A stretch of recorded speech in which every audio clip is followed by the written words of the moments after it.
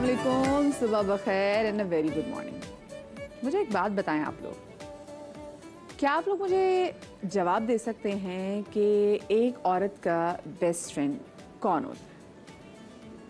उसकी best friend उसकी बचपन की सहेली नहीं, उसकी बेस्ट फ्रेंड उसकी पसंदीदा कज़न, हाँ पर वैसी बेस्ट फ्रेंड नहीं जैसी कि होनी चाहिए, या उसकी बेस्ट फ्रेंड उसकी कोलीग जिसके साथ उसने काम किया हो। लेकिन ये भी बड़ी बात होती भाई कि अगर जहाँ पर आप काम करते हैं वहाँ पर आपकी कोई बेस्ट फ्रेंड बन जाए, ये वो तमाम तर होती है। अगर बन भी जाए ना आपकी, तो वक्ती तौर पे इनके साथ आपका बड़ा अच्छा साथ रहता है।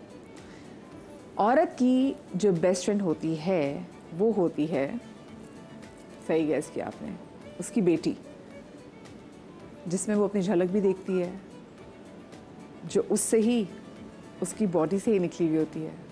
वो उससे अपना अक्स देखती है, वो उससे वो तमाम तर चीज़ें शेयर कर लेती है जो वो किसी और से शेयर नहीं कर सकती। वो उसके सामने अपनी तमाम तर वीकनेस भी रख देती है। उसने ज़िंदगी में जो कुछ बर्दाश्त किया होता है, जो उसकी अचीवमेंट्स होती हैं, जो उसकी फीलिंग्स होती हैं, सब कुछ वो उसके सामने रखती है। और उसको पता होता है कि मेरी बेटी मुझे जज नहीं करेगी। बिल्कुल ऐसा ही बेटियों के साथ भी होता है। जितनी मर्जी गलतियाँ कर लें, जो मर्जी नुकसान कर लें, पर उनको पता है अम्मा ऐसी हैं, मुझे जज नहीं करेंगी। आज के मेरे शो में ऐसे ही दो बहुत ही प्यारी माएँ और बेटियाँ मौजूद होंगी, जिनके दरमियान दोस्ती भी है ऑफ कोर्स। लेकिन भाई ऐसा नहीं, अगर मैं कहूँ कि अम्मा की जो बेस्ट फ्रेंड इसकी बेटी, इसका मतलब ये नहीं कि अम्मा उनको डांटती नहीं है। ओहो, क्लास भी बड़ी ज़बरदस्त होती है, नोकझोंक भी बिल्कुल होती है, बट दोस्त वही वाली पक्की होती है। आज ऐसी ही दो बहुत प्यारी माएँ और उनकी बेटियाँ, और वाकई मैं कहती हूँ कि वो माएँ ब्लेस्ड होती हैं जिनके यहाँ बेटियाँ हों, क्योंकि और वो बाप भी बड़े ब्लेस्ड होते हैं जिनके यहाँ बेटियाँ हों, क्योंकि उनके साथ आप दुख सुख कर भी लेते हैं। और बेटियाँ जो है ना, वो आपके गम को अंडरस्टैंड भी करती हैं। हमारे साथ जनाब परवीन अकबर साहिबा मौजूद हैं, उनकी बेटी राबिया कुलसूम है। अस्सलाम वालेकुम। वालेकुम अस्सलाम। शो में आपको खुशामदीद कहती हूँ मैं। Thank you. साथ में हमारे साथ फहीमा अवान है और उनकी बेटी जो है अनम अवान, वो भी हमारे साथ मौजूद है। अस्सलाम वालेकुम जी। और मैं खुशामदीद कहूँगी आप दोनों को। मुझे बताएं कि आप लोगों की जो दोस्ती है वो with the passage of time बनी है, या अम्मा बेटी वाला ज़्यादा रिलेशनशिप है? दोस्ती हमेशा से थी मेरे ख्याल से, और अम्मी वो वाली अम्मी है जिन्होंने स्ट्रिक्टनेस तो रखी, पर हम चारों बहन भाइयों के साथ हमेशा से बहुत दोस्ती रखी। नहीं कि सिर्फ मैं बेटी हूँ तो मेरे साथ दोस्ती, उतनी दोस्ती बेटों के साथ भी है। अच्छा, लेकिन उतनी लाडली तो होंगी ना, इकलौता पीस, इकलौती बेटी है। हाँ, तो हाँ जी, लाडली तो बिल्कुल हूँ। लेकिन सख्ती की कहानियां भी आपको पता ही है ना। सख्ती की कहानियां तो ओहो, सख्ती की कहानी में तो आपको पता ही ना कि वो एक ही है, तो उन्होंने कहा नहीं नहीं, सख्ती इस पे भी होगी, ये भी उसी से गुजरेगी। आप मुझे बताएं आपकी अनम के साथ कैसी बॉन्डिंग है? हमारा definitely with the passage of time ही क्रिएट हुआ है बॉन्ड, वरना otherwise we would be fighting each other over every single thing. तो मेरे हस्बैंड हमेशा यही बोलते थे कि तुम दोनों लगता है दोस्त हो, माँ बेटी तो हो नहीं, लड़ते रहते हो। बचपन में वैसे भी I was more of a daddies girl, तो इसलिए थोड़ा टाइम लगा। हर बेटी से होती है। इनको वैसे भी थोड़ा मेरा भाई थोड़ा सा ज्यादा पसंद है, उस बात में भी हमारी लड़ाई होती है। हमेशा सारी बेटियों को मुझे ऐसे ही लगता है कि बस भाई को ज्यादा प्यार करती हैं, उसी को टाइम देती हैं, मुझे तो कोई प्यार नहीं करता। तो मुझे भी वाकई लगता है कि जो बेटे होते हैं ना वो अम्मा को ज्यादा होते हैं। नहीं ऐसा नहीं है ना, ऐसा नहीं, फर्क तो होता है। अच्छा मुझे ये बताएं, अच्छा आपकी भी एक ही बेटी है और माशा से आपकी भी एक ही साहबजादी है। हाँ। जब ये पैदा हुई थी परवीन आपा, मैं आपको जरा उस टाइम में वापस लेके जाती हूँ, और जब ये पैदा हुई थी और जब आपने इनको पहली बार अपनी गोद में लिया था, तो क्या फीलिंग थी आपकी? एक्चुअली क्योंकि शुरू में 3 बेटे थे माशाल्लाह, तो मैंने मन्नत मानी थी उम्रे की कि मेरे यहाँ बेटी होगी तो मैं उसे लेके आऊँगी। तो मुझे वो बहुत बुरा लगता है कि पहले से ख़बर हो जाए कि बेटा है या बेटी है, वो सारा सस्पेंस ही बेड़ा गर्क हो जाता है। वो नहीं करवाया, होने नहीं दिया मैंने। करवा लें बेटा होगा, मेरी सास कहने लगी नहीं बेटा होना चाहिए। उनके 3 बेटे हैं माशाल्लाह, अब हमारे लिए भी कुछ रहने दे। बेटे आजकल बेटे पराये हो जाते हैं, बेटियां पराई होके भी अपनी होती हैं। तो खैर मेरी डॉक्टर ने मुझे कहा था क्योंकि बच्चों में फ़र्क ज़रा कम है और सब सिज़ेरियन है, तो उन्होंने, डॉक्टर ने मुझे कहा था अब अपनी शक्ल मत दिखा, 5 साल नहीं आना खबरदार। और मैं 3 साल बाद चली गई थी। तो कहने लगी तो फिर आ गई। मैंने कहा क्या करूँ। तो कहने लगी, उन्होंने मुझे चेकअप के बाद मुझे कहा था कि मुझे लगता है कि तुम्हारी बेटी है। मैंने कहा वो कैसे? अच्छा परवीना, आपको नहीं कहा? लोग तो वो ना शेप देख के बता देते नहीं, हैं। शेप में कोई फर्क नहीं था, शेप वही था, वही थी, अच्छा। हाँ, वही था, थोड़ा सा कम था। लेकिन ऐसी जरूर खवातीन तो होंगी ना फैमिली में जो कि वो पेट की शेप देख के बता रही थी, अभी Hormone भी stage नजरें बताती है। नजरों से बता देती हाँ हाँ बिल्कुल, लेकिन डर यही था कि बेटा ना हो। आपको डर था इसका? बेटी की ख्वाहिश बहुत। तो मेरी डॉक्टर ने चेकअप के बाद मुझे कहा था मुझे लगता है लड़की है। मैंने कहा आपको कैसे लगता है? का साइज थोड़ा छोटा है। मैंने कहा अच्छा, क्योंकि बेटों का साइज माशाल्लाह ज़्यादा था। तो खैर वो जब हुई तो मैं रो पड़ी थी। और मैंने कहा चले अल्लाह का बहुत करम है, आ गई भाई, आ गई भाई, आ गई भाई। फिर ये 1.25 साल की थी तो मैं से लेके उम्रे पे गई थी। हाँ क्यूट। आपके हस्बैंड की भी ऐसी ही ख्वाहिश थी? मेरे हस्बैंड की कोई ख्वाहिश नहीं, हो गया बेटा हो बेटी हो खैर है। वो तो सिर्फ हॉस्पिटल में बैठे हुए होते हैं बिल देने के लिए। आपसे भी आपके एक्सपीरियंस शेयर करना चाहूंगी कि जब अनम पहली बार आपकी गोद में आई थी तो क्या आप कर? बदिया हमने पूरे हॉस्पिटल में शोर मचा दिया था आने से पहले ही, बिकॉज इनकी सांस रुक गई थी, इस वजह से वो इशू हो गया था। सारे सर्जन डॉक्टर सब जमा हो गए और अनम जब हुई तो वो एक शोर था। अनम ने आने से पहले मुसीबत डाल दी। अनम ने मुसीबत डाल दी, इवेंट लेकर आऊंगी मैं। शोर किया हुआ था। फिर मैंने डॉक्टर कहा, मैं मुझे मेरी गोद में तो दे दे। कहते नहीं नहीं वो भी इसको लेके गए हैं वहाँ। मैंने कहा नहीं मुझे मेरी गोद में चाहिए, लेके आए, बिकॉज मेरी भी सर्जरी हुई और मेजर सर्जरी। तो ये गोद में आई तो ये रो रही है, जोर जोर से रो रही है, रो रो के रेड हुई भी है। मैंने कहा ठीक है ले जाए, अभी इसको काम डाउन कर रहे हैं। तो वो बड़ा क्यूट मोमेंट था। और अब दिसंबर 19 मेरी बर्थडे है और 24 दिसंबर ये पैदा हुई है। तो मैं चाहती थी 19 दिसंबर को ही हो ये। मैं डॉक्टर को बोला, मैंने कहा नहीं ये 19 को ही हो, मेरी सेम बर्थडे पे। खैर नहीं हो सकी। नहीं उसने कहा नहीं मेरा अलग दिन हाँ नहीं सेम पे नहीं, मैं शेयर नहीं करूंगी बर्थडे। मेरा अपना डे हो। हाँ शेयरिंग नहीं करनी। और बस ऑब्वियसली वो इतना क्यूट मोमेंट होता है जब बच्चा गोद में आता है आपके और फर्स्ट बेबी। तो इसकी बड़ी प्यारी खूबसूरत मेमोरीज हैं। तो फिर ये नाम किसने रखा था मुझे बताएं, नाम किसने रखा था? हमने इतने सारे नाम डिसाइड किए थे, बिकॉज फर्स्ट बेबी था तो फैसल और मैंने लिस्ट निकाल दी थी, बरीशा, अलीशा, आयशा, क्या क्या। फिर खैर इन दी एंड मेरे ससुर ने कहा अनम। ठीक है अनम सही है, अनम रख दिया, आपने कह दिया तो वो उन्होंने रख दिया नाम। और हमने वो लिस्ट को बंद करके रख दिया साइड पे। वो जो इतनी बड़ी जो हमारे इतने ख्वाब थे और अरमान थे कि बड़ा प्यारा सा हमने नाम रखा है, नया नाम रखा है। नहीं इट इज बहुत प्यारा नाम है, शॉर्ट एंड स्वीट। हाँ शॉर्ट एंड स्वीट। तो वो लेकिन फिर आपको होता है ना बरीशा हो, अलीशा हो, कोई न्यू, बट मैं समझती हूँ ये ससुर ने अच्छा नाम रखा है अनम, नेमतों वाली। राबिया का नाम किसने रखा था? अल्लाह, मेरे नाम की तो लंबी कहानी है। नहीं क्यों भाई? राबिया और कुलसूम। हाँ वो मेरी सास ने इसका नाम राबिया रखा था। और जो हमारे यहाँ वो हिसाब निकालते हैं नाम का, फर्ज निकलता है, फुरू वक्त पैदाइश निकालते हैं। और कुरान में भी तो फिर मेरे बहनों ने कहा कि नहीं इसे कुलसुम पुकारें आप, राबिया ज़रा भारी नाम है। तो इस वजह से राबिया बसरी, उसकी वजह से नाम ज़रा भारी है और बच्चों को आप अलग अलग अलकाब से पुकारते हैं तो वो नाम की बेहुरमती होती है। तो राबिया ठीक है, दादी ने रखा है ठीक है, लेकिन इसको आप कुलसुम कहिए। इसका मतलब है आप इनको कुलसुम पुकारते हैं। राबिया ऑफिशियल, कुलसूम घरेलू। अब्बू ने कहा मैं साइड में हो जाता हूँ, आप लोग कर लें राबिया और कुलसूम कर लेते हैं। आई कितनी प्यारी पिक्चर है। और ये इतनी काम थी, इससे रोते हुए बहुत कम देखा। मैं ये जब मेरे ख्याल 1.25 साल की थी, मैं इसको लेके गई थी उम्रे पे। ये साइड में बैठी रहती थी, हालांकि वो बेल्ट बांध देते थे, ये आराम से चुपचाप वो पहने हुए ना मखना छोटा सा वो साथ बैठी हुई होती थी। मजाले के इसने मुझे तंग किया और वो हर आता जाता इसको प्यार करता था और ये अपनी फीडर लेके बैठी हुई होती थी। इसने बिल्कुल तंग नहीं किया, बिल्कुल। राबिया अपना बच्चा वैसा है? हाँ काफी हद तक। अल्हम्दुलिल्लाह।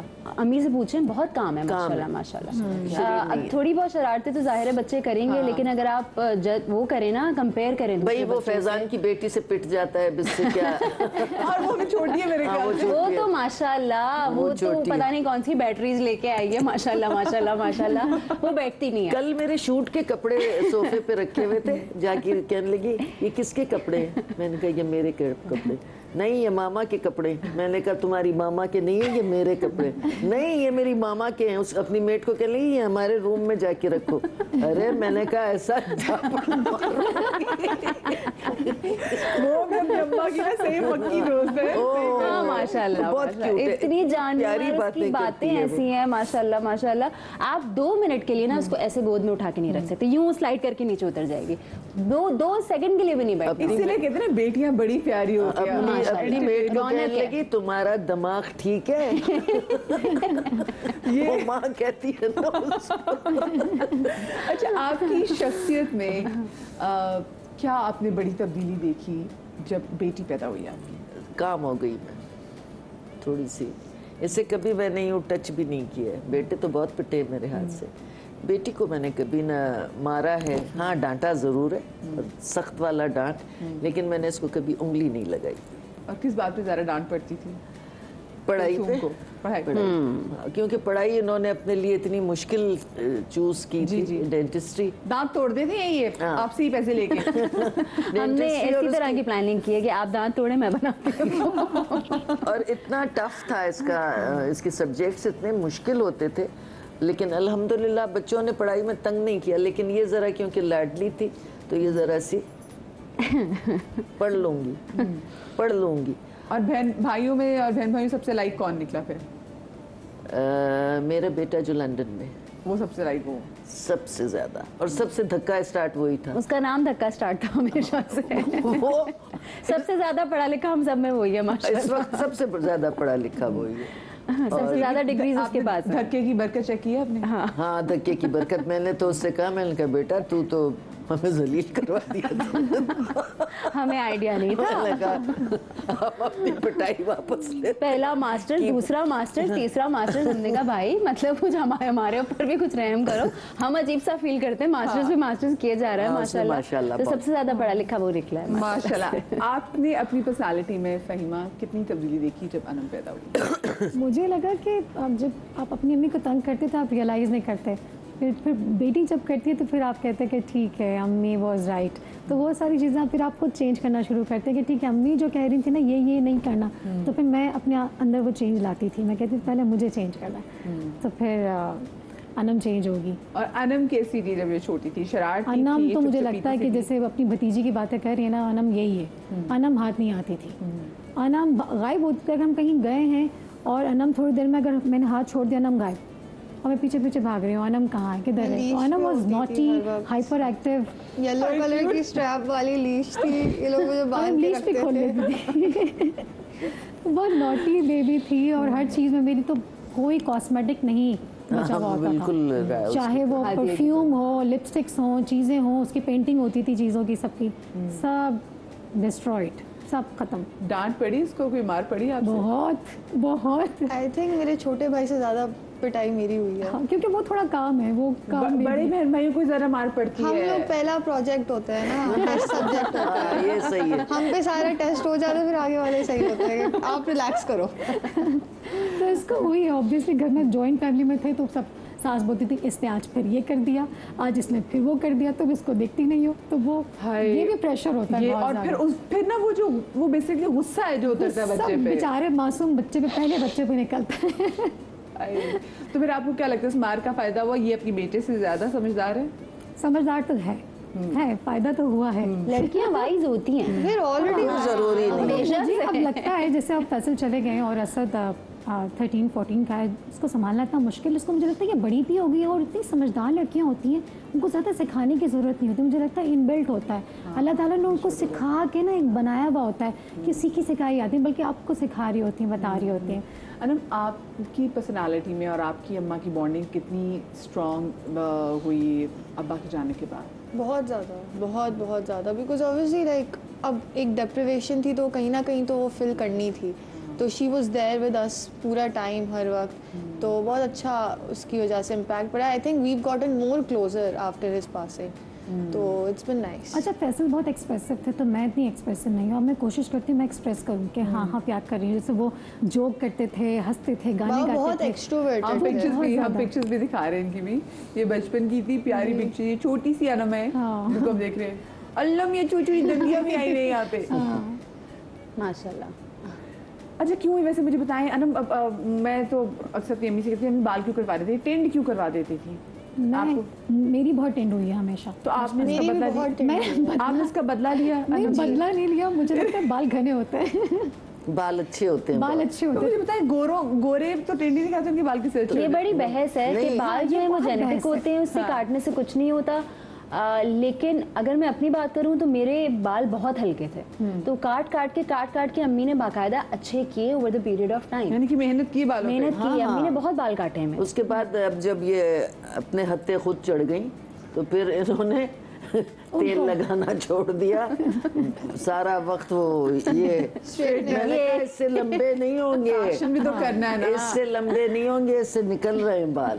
ये जो एक्शन है ना, ये इससे जा रहे हैं बाल, आ नहीं रहे। सारी मेहनत तो खराब जब हो तक हमारे हाथ में थी तब तक तो वीकली तेल लगा के, फिर मैं कहती थी अब जाके नहा मत लेना, अब एक दिन सर में तेल रहने दो, तो वो डर के मारे रहने देती थी। लेकिन अब तो मेरे ख्याल बरसों हो गए। देखो ना बालों का क्या ये है। सारी माँ पिक्चर जो भी आप देखो उसमें अनम की टेंड हुई थी। अनम ये और मेरे रिंगलेट्स थे बकायदा, she would not let them stay in my head ever. कितनी बुरी और अब बात मेरे बाल है। सीधे हो गए हैं नेचुरली, इतनी मेरी उन्होंने गंजा कराया। लेकिन देखो तुम्हारे बाल ब्रेक से वापस आते कहीं लेकिन हो अब बाल जाएगा। देखो ना अनम, कितने हैं।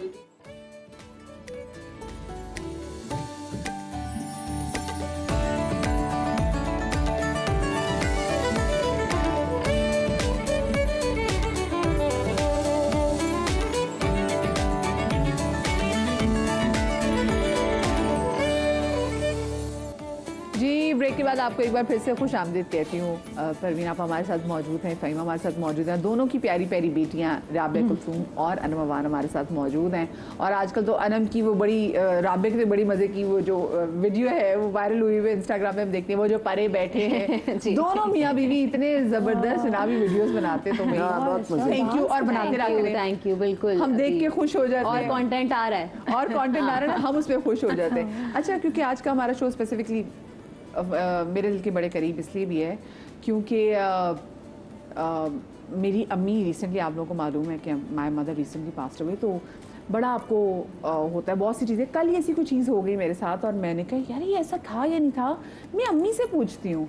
और मैं सुबह मेकअप करते हुए मुझे किसी की कॉल आई, मैंने कहा अच्छा इनको तो मैं नहीं जानती किनकी कॉल थी, तो मैं ना अम्मी को कॉल करके शो के बाद पूछूंगी। And then later during my show मैंने कहा अच्छा अम्मी तो है ही नहीं यार, मैं अब किसको कॉल करके पूछूंगी। मतलब वो एक बात ही और होती है जो आपको पता नहीं, एक आपके पास फ़ोन में एक नंबर है, आप कहीं दूर भी हो तो आपको पता है अम्मी को कॉल कर दी, तो वो बड़ी लिबर्टी होती है आपके पास। जिनके पास अम्मियाँ हैं तो ज़रा इस बात को ना मैं कहती हूँ संभाल के रखें अपने पास और इसको शेयर करें आप यार हमारी अम्मा हमारे पास मौजूद हैं। अच्छा परिमल, आपकी अम्मी की ऐसी कौन सी आदत जो कि आप में भी और फिर आपने राबिया की तरबियत करते हुए कोशिश की हो कि वो आदत राबिया में भी? स्ट्रिक्ट थी मेरी वालदा, बहुत स्ट्रिक्ट थी, तो वो मेरे ख्याल मुझ में भी आ गई थी। जबकि मेरी बड़ी बहन बहुत काम है, मेरे वालिद साहब बहुत काम रहते थे, लेकिन मेरी अम्मी बहुत, हमें बहुत डर जो लगता था माँ से लगता था, बाप से हम नहीं डरते थे। वो मारती थी तो हम बाप की गोद में चले जाते थे, तो वो स्ट्रिक्टनेस इसमें भी आई है, वो गुस्सा इसमें है। मैं तो अब बहुत काम हो गई हूँ, अब इतना गुस्सा नहीं है, लेकिन कभी जब आता है तो बहुत बुरा आता है। और ये आप काम कितने अरसे बाद हुई बताएं? जी, ये आप काम कितने इसके होने के बाद, इसके होने के बाद तबीयत में बहुत फर्क आ गया और सॉफ्टनेस आ गई। लेकिन मेरा वो अभी से जब मैं देखती हूँ ना गुस्सा करते हुए, तो मुझे अपनी जवानी और बचपन याद आता है कि ये चीज़ मुझ में थी, मेरी बड़ी बहन में नहीं थी लेकिन मेरे भाई में है। तो वो इसके पैदा होने के बाद एकदम तबीयत में तब्दीली आ गई, ज़रा नर्म हो गई और मियाँ की बातें भी सुनने लगी। और ये है कि क्योंकि पहले बच्चे जो थे वो बेटे थे, तो उनके साथ तो स्ट्रिक्ट रही बहुत ज़्यादा, और वो मुझे ताव दिला दे। ऐसी हरकतें करते थे कि ताव आ जाता था एकदम, मेरा ब्लड प्रेशर। बच्चे तो अपनी जिंद आ गए ना। और 3 माशाल्लाह। जी जी baby boys। डराना पड़ता है उनके। ओफो, सबसे पहला वाला जो था वो तो मुझे इतना दौड़ाता था, इधर दौड़ उधर दौड़, ये चीज मुंह में डाल, ये चीज मुंह में डाल। सारा दिन मेरा वेट लूज हो गया था। मेरी बहन के लिए तुम्हारा क्या हाल हो गया। मैंने कहा ये जिम्मेदार, इसको मैं छोड़ भी नहीं सकती कि ये अपने आप पे रहे। लेकिन ये हर चीज मुंह में, छोटा था ना, क्रॉल करके जाए, कोई भी चीज नजर आए तो उठा के मुंह में, तो उसने मुझे बहुत तंग किया। बड़ी बड़े खौफनाक चीज़ है। कॉलर हमारे साथ मौजूद हैं। अस्सलाम वालेकुम जी। मदिया, कैसी हैं आप? अल्लाह के शुक्र, बिल्कुल ठीक ठाक। टीना जी हमारे साथ कराची, बीना है हमारे साथ। जी बीना, बहुत अच्छा शो कराया आपने, आप बहुत अच्छा लग रहा है। मेरी अम्मी भी असल में आउट ऑफ कंट्री होती है और बस अपने कहते नहीं है, उनको याद करने दिल चाहता है छुट्टी के दिन माँ के पास जाए, लेकिन वो इतनी दूर होती है। तो माँ का रिश्ता ही ऐसा होता है, बेटियां उसके लिए कितना भी कुछ कर लें, लेकिन वो माँ जो होती है ना, वो माँ ही होती है। वो बस कहती है मेरे करीब रहो। जब बुढ़ापा आता है ना, तो उसमें बेटियां बहुत उनको याद आती है माँ को। हाँ ये बात तो है। और जब कोई स्पेशल ओकेजन हो ना, तब भी अम्मा ज़रा याद आती हैं। बहुत याद आती है। मैं यही सोचती हूँ, जैसे परवीन अकबर माशाल्लाह माशाल्लाह, अब इनको देखती हूँ कि बेटी को देखती हूँ, तो जब साथ साथ होती ना, तो ये याद आता है हमें भी अपनी माँ के साथ छुट्टी का दिन गुजारे, लेकिन वो इतनी दूर होती है, हम इतनी दूर होते हैं। तो ऐसी बेटियों माओ के लिए भी कोई मैसेज प्लीज जरूर दें। ज़रूर ज़रूर ज़रूर, बहुत शुक्रिया, बहुत शुक्रिया जी। वो कहती है कि जो बेटियां माओ से दूर होती है तो उनके लिए भी ज़रा मैसेज दें। बहुत शुक्रिया आपकी कॉल का, हम ज़रा मैसेज पे भी आएंगे। लेकिन कोई ख़ास ऐसी चीज़ जो कि आपने तरबियत में ऐड की हो, जो कि आपकी अम्मी ने आपकी तरबियत में ऐड की हुई थी? तरबियत में यही ऐड किया था हमारी वालदा, क्योंकि सख्त खातून थी, तो वो हमें रिजर्व रहना पड़ता था, बहुत रिजर्व। वो मतलब उनको ये भी नहीं, इज़हार खुल के करती थी आपकी अम्मी? हाँ बहुत, लेकिन उनका कहना ये होता था कि रिजर्व रहो, हर एक के साथ फ्रैंक होने की ज़रूरत नहीं है। और लड़कियां फ्रैंक अच्छी नहीं लगती, लड़कियां सोबर अच्छी लगती हैं। तो वो चीज़ हमने, वालदा ने जो हमें डाली थी, वो हमें है, अभी भी है, वो इसको भी सिखाई हमने। रिजर्व रहो, ये फ्रैंक होना जो होता है ना, आदमी बहुत इजी हो जाता है, अगला भी आपको बहुत इजी लेता है। तो थोड़ा सा रिजर्व रहिए। और लड़कियां अच्छी लगती हैं रिजर्व, मुझे नहीं अच्छी लगती फ्रैंक लड़कियां। मतलब आप कहीं बैठे हुए हैं, आपकी पर्सनैलिटी कोई आपको जानता नहीं है और आप खी खाका कर रहे हैं, दोस्तों में ज़रूर कीजिए जिनसे आपकी फ्रैंकनेस है, उनसे ज़रूर। लेकिन हर जगह बैठ के अगर आप इस तरह फ्रैंकनेस अपनी जाहिर करेंगे तो लोग आपको बड़ा ईजी लेंगे। हाँ ये बात तो है। आपने ऐसी कौन सी चीज़ें, वही सवाल जो मैंने परवीन आपसे किया कि आपकी अम्मी ने जो आपकी तरबियत करते हुए जो चीज़ें की, उनमें से आपने ऐसी क्या चीज़ पिक करके अनम की तरबियत में ऐड की? अम्मी बहुत काम थी, बहुत साबिर। हर चीज़ में कुछ भी अगर अम्मी से पूछें तो अम्मी कहती थी सब्र करो, नमाज़ पढ़ो, सब्र करो, नमाज़ पढ़ो। तो अब मैं यही अनम को समझाती हूँ, हाँ कि अनम बेटा कामली हैंडल करो और नमाज़ पढ़ना शुरू कर दो। जब हम नमाज़ पढ़ते हैं तो अल्लाह ताला से ऑब्वियसली कनेक्टेड हो जाते हैं और बहुत बहुत बहुत चीज़ें ठीक हो जाती हैं, स्मूथ हो जाता है, क्योंकि आप अल्लाह से कनेक्टेड हो गए तो सब कुछ मिल गया आपको। तो वही मैं कोशिश करती हूँ अनम को कि समझाऊँ, अनम नमाज़ पढ़ो बोलती रहती हूँ प्यार से। जैसे अम्मी भी बहुत फोर्सफुली नहीं करती थी, अम्मी कहती थी पढ़ लो, जैसे कुरान के बारे में कहती थी कुरान पढ़ लो बेटा, गुस्से से नहीं कहती थी। मैं भी कोशिश करती हूँ, उसको मैं गुस्सा बहुत करती हूँ, अब कम कर दिया है मैंने। अब मैं कहती हूँ आप प्यार से समझो इस चीज़ को। और कौन सी आपकी ऐसी आदत है जो अनम में आई है? बहुत सारी आदत है, बहुत सारी हैं। जैसे मैं बहुत इम्पेशेंट हूँ, बहुत ज़्यादा, अनम भी है। और ऑब्वियसली मैं मॉडल थी, इसके अंदर भी वो फैशन सेंस है। तो मैं अपना आप देखती हूँ अनम के अंदर, जब देखती हूँ मैं कहती हूँ ये वही तो कर रही है। मैं खुद भी पहनती थी, सारा ड्रेसिंग करती थी, अब मुझे बुरा लग रहा है क्योंकि मेरी बेटी है, इस तरह मेरी अम्मी को बुरा लगता था। तो बहुत सारी चीज़ें जब आप अपने आप को देखते हैं अपनी बेटी की शक्ल में, आपको बुरा लगता है। फिर मैं कहती हूँ नहीं तुमने भी किया है, तो इसको प्यार से समझाओ कि क्या सही है क्या गलत है, खुद चूज़ करिए। सही। अच्छा, आपका पोस्टमार्टम वाला टाइम कैसा था जब ये पैदा हुई थी? तो आप आजकल तो लोग बड़े खुल के बात करते हैं कि पोस्टमार्टम डिप्रेशन की, पहले तो ज़रा बात भी नहीं की जाती थी, लेकिन आपका वो टाइम कैसा था? नहीं, कोई ऐसा ख़ास उसमें कुछ वो नहीं था, अचंभे की बात नहीं थी। ठीक है, हो गया सो हो गया, पहले भी हुआ, अब भी हुआ तो कौन सी नई बात। लेकिन वो मुश्किल टाइम आपको लगता था कहीं, क्योंकि ऑफ कोर्स बच्चे थे, फिर एक और छोटी बच्ची को भी साथ में डील करना? नहीं, मुझे इतना कोई ज़्यादा प्रॉब्लम नहीं थी। और कमाल बात यह है कि मैं मेड रखने की बहुत खिलाफ थी कि बच्चे आपसे दूर हो जाते हैं। वो माँ की जो एक हुमक होती है वो बच्चे को नहीं मिलती। और मासियों की गोदों में बच्चे पल जाते हैं, उनकी आदतें सीख जाते हैं बच्चे, उनकी गुफ्तगू सीख जाते हैं। तो मैंने अपने बच्चों को अपने आप से अलग नहीं किया, मेरे बच्चे मेरे जान से लगे रहते थे। तो मेड मैंने कभी नहीं रखी, उनको मैंने खुद पाला। हाँ, थोड़ी मुश्किल होती थी, लेकिन मेरे मियाँ बड़े सपोर्ट करते थे। फैज़ान जो है वो रात को सोता नहीं था, सोता ही नहीं था, जो आज तक है, आज भी नहीं सोता। इतनी तकलीफदेह होती थी वो रात जब वो उठ के बैठ जाता था और एकदम फ्रेश। और मैं अपने मियाँ से कहती थी सारा दिन मैंने संभाला है, अब आप संभालिए। अब वो लेके वो बच्चा उतरे को उसको तो खेलना होता था। नींद पूरी हो गई उनकी? नहीं, वो मैं देखती थी कमरे में मेरे मियाँ खिलौने बिखरा के बैठे आधी रात को 3 बजे रात को प्ले टाइम को वो लेके बैठे के लिए, हाँ ये यूं। अब जब तक उसको नींद आए, वो सोए तो ये भी सोए ना। हाँ। नहीं सोता था। फिर मैंने अपने डॉक्टर से कहा, मैंने कहा इसको नींद नहीं आती, ये सोता नहीं। उन्होंने फिर एक दवा मुझे लिख के दी, फेनर्गेन तो नहीं थी? फेनर्गेन जिंदाबाद। कहा कि ये इसको आप एक चमचा पिला दें तो ये सो जाया करेगा।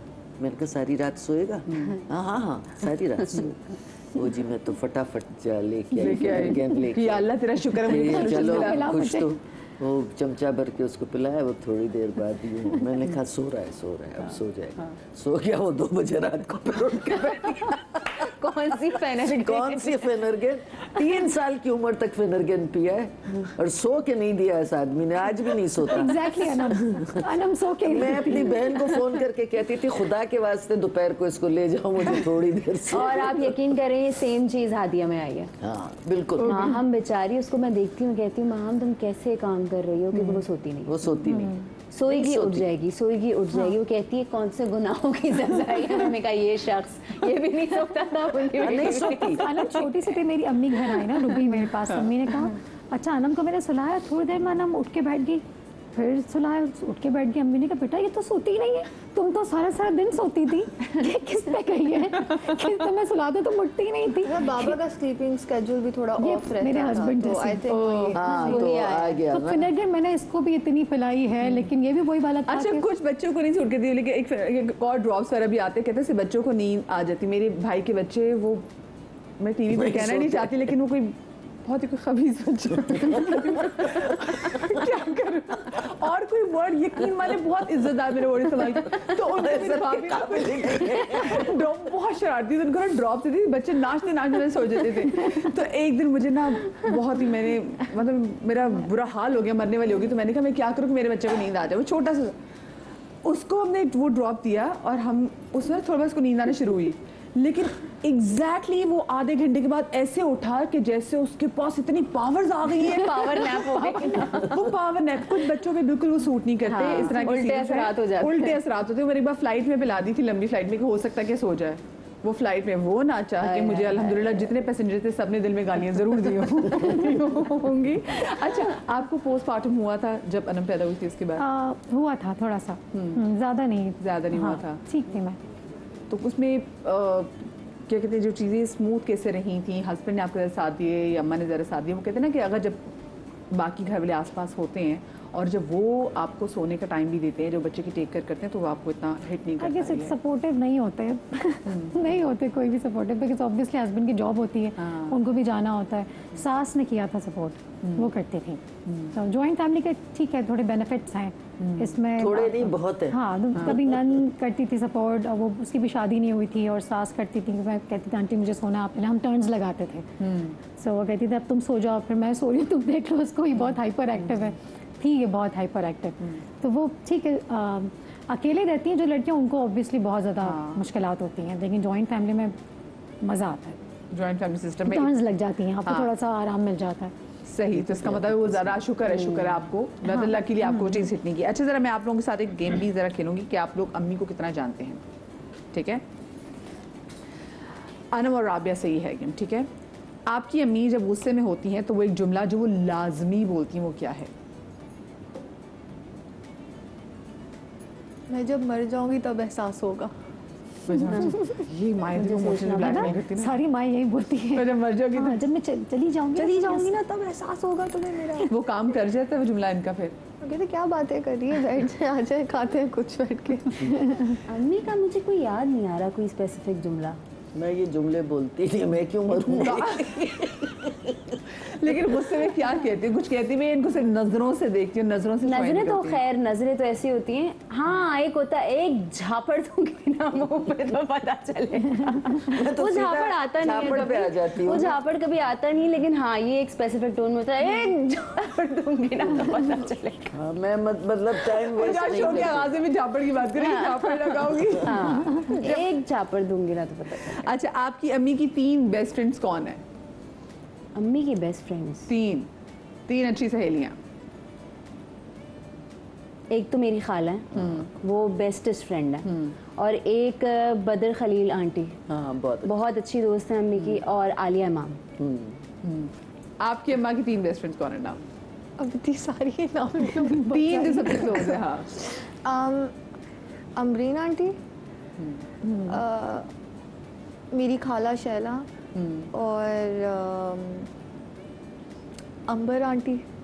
अब मैंने 3 डिफरेंट ग्रुप्स ले लिए हैं, वो कवर हो जाएगा। सब कवर हो अब बाकियों को आप निपटिएगा कि हाँ सॉरी मेरी बेटी का नाम क्यों नहीं लिया। आपकी अम्मी के पर्स में कौन सी 3 ऐसी चीजें हैं जो लाजमी होती हैं? लाजमी होती हैं फ़ोन, परफ्यूम, वॉलेट, वॉलेट। लाजमी।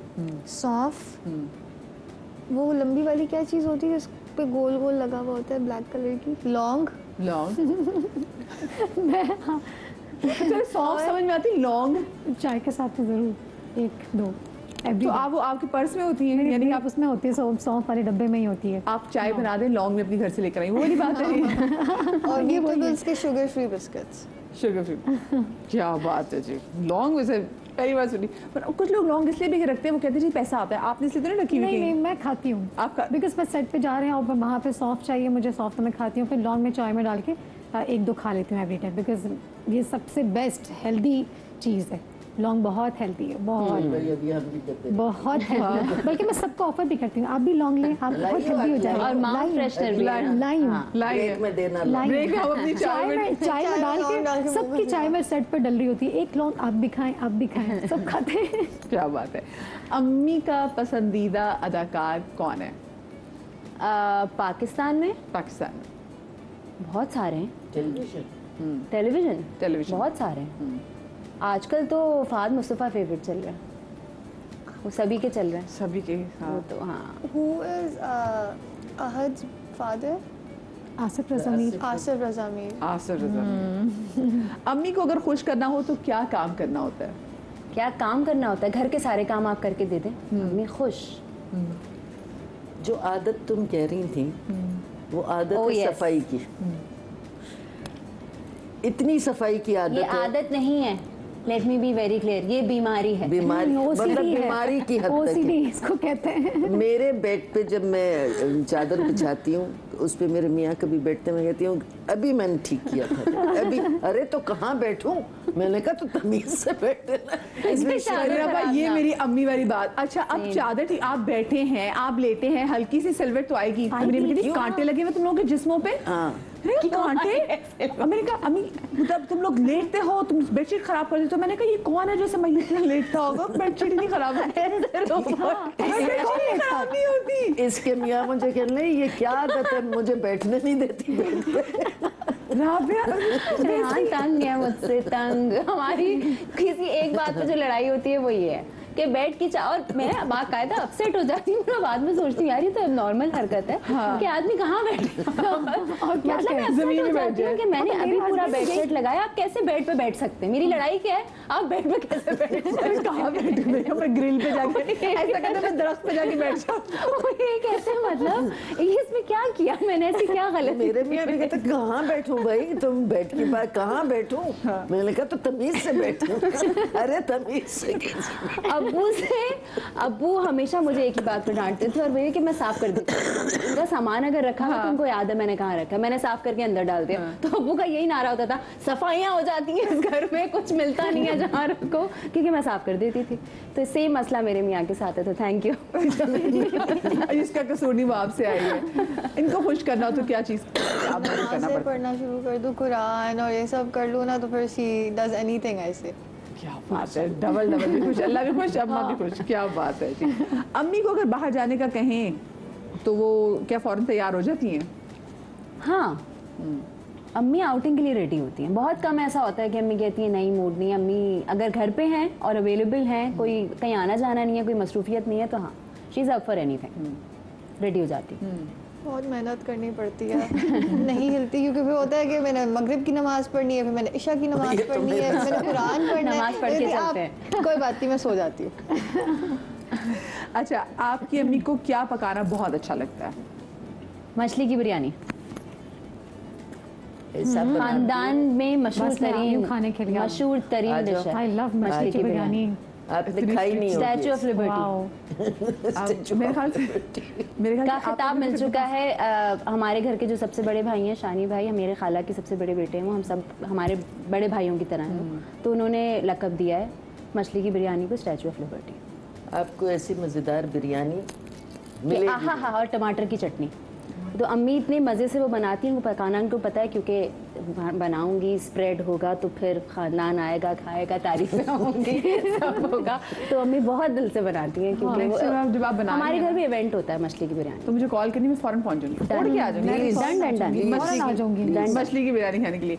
आपकी अम्मा सबसे अम्मा तो मशहूर है पूरे खानदान में, बिकॉज बहुत अच्छा खाना बनाती है, बहुत अच्छा खाना बनाती कुछ सीखा है मेरी अम्मा से अभी तक? है। नहीं, कुछ नहीं सीखा, सेम इज कुछ नहीं, शौक ही नहीं है अपनी इसको। मर्जी से कोई कुछ भी कर लूँगी, मैं सीखा नहीं। ये यहाँ भी मैं यही इतनी छोटी थी, यही अलमिया है यहाँ। हाँ, मैं इसको बोलती हूँ ना, कुछ तो सीख लो मुझसे, कुछ तो सीख लो। वैसे मैंने भी शादी के बाद सीखा था सब कुछ। मैं तो शादी के बाद भी नहीं सीख के दिया। जो हस्बैंड बहुत शौकीन थे, हो गए ये पकाओ ये पकाओ, ससुर बहुत शौकीन थे, उसने सब सीखा और टेस्ट भी था हाथ में, तो आ गया। अम्मा का कीमा मशहूर है वैसे, जो वो दम का कीमा। दम का कीमा। शायद, तो वो बहुत अच्छा बनाती। बाकी हलीम, बिरयानी, ऑल राउंडर, बहुत अच्छे खाने बनाती है। सही। तो Very कोई good. चीज़ जो कि फरमाइश करके बाद कि अम्मी आज ये बनाने में आ रही हूँ घर। मछली की बिरयानी और टिंडे गोश्त, हाय, आई लव मटन में टिंडे का सालन। वाह, टींडे किसी ने तो ओए, टीने ओए, गोश्त की बात की, आई लव टीने हाँ, गोश्त। बहुत मजा। मैं 1.25 महीने में अम्मी के पास थी और अम्मी ने सुबह शाम मुझे टिंडे गोश्त खिलाया था। मटन के का साथ सालन इतना मजे उफ, का। और कभी-कभी आप उसमें रोटी डुबो देना, सालन वो- में। लगते हैं। वो के खाते थे हम, ऊपर हल्का सा गरम मसाला और नींबू डाल के, आय हाय हाय। मुझे तो लगता है पंजाबियों में ज्यादा टीने गोश्त का एहतराम किया नहीं, जाता है। मेरे यहाँ बहुत एहतराम है। एहतराम बहुत है। मेरे मियाँ को इतने मेरे पसंद। सबसे बड़े भाई अपसेट हो जाते हैं घर में टिंडे पक गए तो। क्या टिंडे? मूड मैंने खराब। कहा हाँ टिंडे, आप टिंडे बाहर कौन जाइए खाता खा लो। है? ये पूछा उनका, टिंडे कौन खाता है? बहुत खाते हैं भाई, बाकी मुझे भी लोग कि टीने और एक बनते हैं। स्टफ टिंडे होते हैं जिसमें भरा जाता है मसाला, गोल बिल्कुल। ये तो मैं फोन करके कहती हूँ अम्मी टिंडे बनाने में आ रही हूँ, ये वाला सीन। बहुत पसंद। आपके शौक से बनवाती है इनसे? दाल चावल विद अचार, दाल येलो चावल। वाली दाल, कौन सी वाली? येलो वाली। ये मुझे भी येलो वाली, आज काली वाली दाल बने, येलो वाली दाल अच्छा, बने। दाल चावल अकेले नहीं होता, दाल चावल के साथ शामी कबाब, चटनी, सलाद, चटनी, अचार और प्याज, मिर्ची, मेरी तली, रात ये में लवाजमात होने चाहिए, पूरे अकेले ना, नहीं। कभी-कभी अकेले साथ में लेना। पापड़ भी हो जाए तो पापड़ बहुत भी ही होता अच्छा तो बेहतर हो जाएगा। फिर मोड़ दे कहते मेरी। हैं, आज बहुत लाइट खाना पकाया है। लाइट खाना है, इतनी सारी चीजें उसके साथ लवाजमात चाहिए। मुझे छोटी सी ब्रेक लीजिए, क्योंकि ब्रेक भी आपको पता है लवाजमात में शामिल है शो की। छोटी सी ब्रेक के बाद मिलते हैं, कहीं में जाइएगा।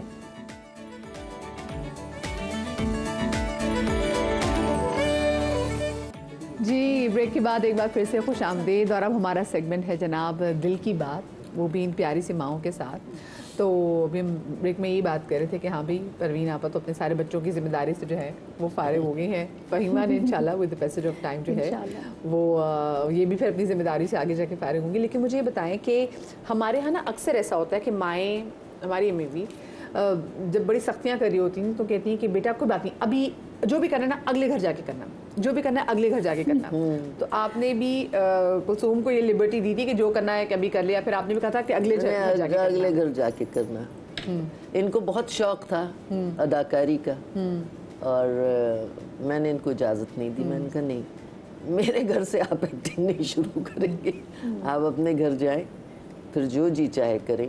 अगर आपके ससुराल वाले ऑब्जेक्शन नहीं करते, और अगर करते तो फिर आराम से बैठिए, घर चलाइए, घर गृहस्थी कीजिए।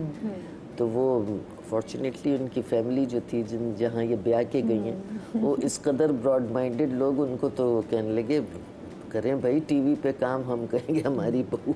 और ये भी जरा मैं लोगों को बताते चलूं, सख्त इतनी थी कि जब वो जाती थी पढ़ने के लिए सर पे स्कार्फ लेके, दुपट्टा लेके जाती हाँ, थी। स्कार्फ। तो ये आपकी तरफ से पाबंदी थी? नहीं, ये इसकी अपनी वो थी, शौक था कि मैं स्कार्फ पहन के जाऊंगी। तो जब तक ये यूनिवर्सिटी तक स्कार्फ ही पहनती थी, और शादी तक पहना इसने स्कार्फ। लेकिन उसके बाद फिर स्कार्फ ससुराल वालों को पसंद नहीं आया। उन्होंने कहा उतारो ये मज़े की बात है, मैंने भी जब दरअसल से मेरी शादी हुई तो मैं ये वाला निंजा बन गई थी, जब छोड़ दी थी मैंने इंडस्ट्री। आपने बड़ी उतारो ये, नहीं चाहिए मुझे, स्लीवलेस पहनो, ये पहनो, वो पहनो। मैंने फिर पहना। सही बात है, ससुराल के हिसाब से चलना पड़ता है। वो मुझे बताएं, आपने अनम के लिए क्या ऐसी रिस्ट्रिक्शन रखी है कि नहीं, अभी नहीं, तुम्हारी शादी होगी फिर तुम जो मर्जी करना है? मैं भी वो यूँ ओल्ड माइंडसेट, मैंने कहा ना शादी के बाद जो करना है, फैशन करना है, अदाकारी करनी है, मॉडलिंग करनी है, सब आप शादी के बाद करें। अभी आप सिर्फ पढ़ेंगी, पढ़ाई के बाद आपकी मैं शादी करूंगी, उसके बाद आपके अपने आप जाने, आपका हस्बैंड जाने, मिल के डिसीजन लें, जो करना है करें, मेरे साथ नहीं। नो। तो ज़हन में क्या रखा है आपने कि कितने साल में अब सब? मैं तो चाहती हूँ अभी कर ले शादी, as soon as possible। हाँ, मैं कहती हूँ लड़कियों की जल्दी शादी होनी चाहिए। सही, आपकी भी जल्दी शादी हुई थी? मुझे तो खुद बहुत शौक था जल्दी शादी करने का। तो अब मुझे इसकी शादी करने का बहुत शौक है। सही। आपको भी ऐसे था कि जल्दी जल्दी शादी कर दी जाए कुलसुम की? हाँ, मगर ऐसा भी नहीं था कि मैं कहूँगी चलो भाई लपेटो बोरिया बिस्तरा जाओ, नहीं। किस कोई अच्छा, ये था कि माइंड में यही था कि कोई अच्छी बात फैमिली होगी, कोई अच्छा लड़का होगा, एजुकेटेड, शरीफ, अच्छा, तो कर दूंगी। तो और वो आपके जहन में जो खाका था अच्छे दामाद का, कुलसुम के अच्छे शौहर का, तो फिर आपको वैसे ही दामाद मिला? बहुत अच्छा है मेरा दामाद, तो बहुत अच्छा है, बहुत स्वीट, और इतनी इज्जत करने वाला। उनकी फैमिली बहुत अच्छी है माशाल्लाह, सब बहुत पढ़े लिखे लोग हैं, और पढ़े लिखे लोगों के साथ साथ वो तहजीब बहुत है उनमें, बहुत रख रखाव वाले लोग हैं। तो परवीना आपा एक ही आपका दामाद है, फिर उसको वैसा प्रोटोकॉल भी मिलता है? हाँ, कि जब वो तो उनसे पूछे। हाँ, मिलता है वैसे बहुत ज़्यादा।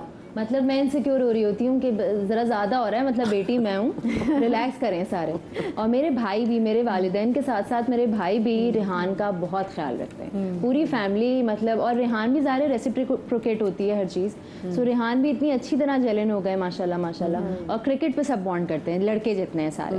सो ये हाल हो गया कि मेरे भाई रेहान की तरफ से कभी कभी बोल रहे होते हैं कि जाने दो ना, क्या मसला है तुम्हें? और मैं कह रही होती हूँ अरे मतलब क्या सीन है भाई, क्या बात है। तो ये माशाल्लाह दोस्ती का ये आलम है, माशाल्लाह माशाल्लाह। क्या बात है। अच्छा मुझे ये बताएं आप कि आपने फाहिमा बड़ा टफ टाइम अभी आपने पिछले देखा, और मतलब हमने पहले अपने शो में से बात की थी कि एक इतना बड़ा सदमा जो आपने बर्दाश्त किया, तो उसके बाद फिर चीज़ें आपके लिए आसान थी बच्चों को, क्योंकि अभी बहुत ज़्यादा टाइम भी नहीं गुजरा आपके हस्बैंड की डेथ को, तो how was that time? I think बहुत टफ टाइम, बिकॉज अकेले बच्चे स्पेशली बॉयज़ संभालना बहुत मुश्किल है। सो लेकिन अल्लाह की अगर आपके साथ अच्छा कनेक्शन है और अल्लाह की रहमतें आपके साथ हैं, ब्लेसिंग्स हैं, तो हो जाता है। और फिर सबसे बड़ी ब्लेसिंग है कि मैं काम कर रही थी। आपका मेन जो फाइनेंसेस का इशू होता है कि आप फाइनेंशियली स्टेबल हो के नहीं, और सपोर्ट आपको आपकी फैमिली की, ससुराल की या आपके मैके की सपोर्ट होनी बहुत ज़रूरी है। बट सबसे मेन चीज़ जो थी, जो मैं फाइनेंशियली इंडिपेंडेंट थी, इस वजह से मैं आई थिंक इस वजह से इस चीज़ को हैंडल कर सकी। अगर नहीं कर रही होती, कुछ काम नहीं कर रही होती, और कुछ भी मुझे नहीं आता, बिकॉज यूजुअली शादी के बाद यही होता है, लड़कियाँ छोड़ देती हैं अपने आप को और वो बिल्कुल ही घरेलू वाइफ बन जाती हैं। तो मैं कहती हूँ आई एम ब्लेस्ड अल्हम्दुलिल्लाह कि मैंने उनकी डेथ से पहले ही काम शुरू कर दिया था, और वो जो टफ टाइम था मेरा वो गुजर गया था। हाँ, और मैं तो अनम के लिए वो टाइम कितना टफ था? अनम के लिए तो more close to her father. Anam के लिए बहुत टफ, अभी भी बहुत टफ है, बहुत टफ है। तो मैं उसको यही समझाती हूँ, मैं कहती हूँ अनम जितनी स्ट्रांग बनोगी उतना ही अच्छा हैंडल कर सकोगी। तो बी स्ट्रांग, कोई बात नहीं, हम सब नहीं जाना एक दिन। तो ये चीज़ बहुत आपको सब्र देती है कि हम सब नहीं जाना है, एक के बाद एक सबकी टर्न लगी। तो उसके लिए है मुश्किल, बिकॉज मैं खुद भी जब मेरे फादर की डेथ हुई थी मैं भी इतनी बड़ी थी, तो मैं उसको यही समझाती हूँ, मैं कहती हूँ तो आप अपना टाइम भी दोबारा से जीती होंगी। हाँ, मैं कहती हूँ कि मेरे फादर चले गए थे, मैं इतनी बड़ी थी, और फिर मेरे बच्चे वो भी छोटे छोटे हैं, लेकिन मैं कहती हूँ ये टाइम जिन बच्चों पे आता है वो बहुत, मुझे लगता है बहुत स्ट्रॉन्ग बन जाते हैं, और वो फिर एक अलग ही चीज़ बनते हैं। मुझे लगता है वो स्टोन से ना वो हीरा बनना शुरू हो जाता है, क्योंकि अल्लाह ताला उनको बहुत ज़्यादा Maturity जल्दी hit नवाजते कर जाते हैं, हैं, हाँ। मेच्योरिटी बहुत आ जाती है। सही। अच्छा, आपने कुलसूम की ज़िंदगी के फैसले में कुलसूम को फ्री हैंड दिया हुआ था कि वो जो पढ़ना चाहती है पढ़े, वो जिससे भी शादी करना चाहती है करे, तो आपने डिसीजन मेकिंग में उसको इतनी पावर दी थी? हाँ, सारे बच्चों को दी थी, बेटों को भी बेटी को भी, क्योंकि ये हक बनता है औलाद का। जहाँ वालिदैन के हुकूक हैं वहाँ औलादों के भी हुकूक होते हैं, और उनको एहसन तरीके से अंजाम देना चाहिए। तो ये फ्री हैंड दिया हुआ था बेटों को भी, बेटी को भी, कि अगर तुम्हें कोई पसंद हो। लेकिन इसकी शादी लव मैरिज नहीं कह सकते, मतलब पसंद तो थी, लेकिन मेरे ख्याल 4 महीने 5 महीने बाद ही इनका निकाह हो गया था। 3 महीने बाद उनके घर वाले, दरअसल इनके हस्बैंड जो है, मेरा सबसे छोटा बेटा जो लंदन में है, उसका दोस्त था क्रिकेट, तो उसकी शादी पे ये लोग आए थे, तो वहाँ उन्होंने इसको देखा था, और फिर फ़ौरन ही उन्होंने रिश्ता भेजा और निकाह हो गया इनका। 12 रबीउल अव्वल को इनका निकाह किया था। अच्छी ब्यूटीफुल डे। हाँ, तो फिर उसके बाद 1 साल बाद फिर हमने रुखसती की। सही। आपने अनम को इतनी लिबर्टी दी हुई है कि अनम अगर कोई लड़का पसंद आए या फिर आप चाहें कि हाँ पसंद की इसकी शादी हो, जिससे भी कहे, दी है मैंने लिबर्टी दी है। इसके साथ साथ मैंने उसको बताया कि क्या चीज़ें देखनी है, बिकॉज ख़ानदानी लड़का हो, और यही वाली बात है कि उसके अंदर रख रखाव हो, तमीज़ तहजीब बहुत ज़रूरी है, तो वो लिबर्टी मैंने उसको दी हुई है। मैंने कहा ठीक है, और फैसल ने भी उसको दी थी, कहना जिसको आप पसंद करोगी हम शादी कर देंगे, मिला देना हमें मिला देना। आजकल के बच्चों को कहने की जरूरत है, बेटा मिला देना, मिला देना, मैं इन्वॉल्व कर लेना, तो इनको भी मैं यही कहती हूँ, अब मैं इन्वॉल्व कर लेना। कई बार सिंगल पेरेंट कितनी मुश्किल होती है ऐसे बहुत सारे मामलात को देखने की, बिकॉज देखें जब परवीना आपने जब डिसीजन लिया तो ऑफ कोर्स हस्बैंड साथ थे, लेकिन आपके वो अकेले होते हुए डिसीजन लेना थोड़ा सा मुश्किल होता है। ऑलरेडी अनम बहुत इस बात पे बहुत सैड होती है, कहती काश मेरे फादर होते, बिकॉज वो फौजी थे, वो जिस तरह से बात करते थे, उनका रख रखाव था, बंदे परख लेते हैं। अब कौन होगा। मैंने कहा बेटा अल्लाह है, और अल्लाह ताला इस तरह से इतने सारे लोग, क्या आपके फादर एक गए ना, बहुत सारे खड़े कर देंगे। अल्लाह पे उम्मीद रखो, मतलब यकीन रखो अल्लाह पे।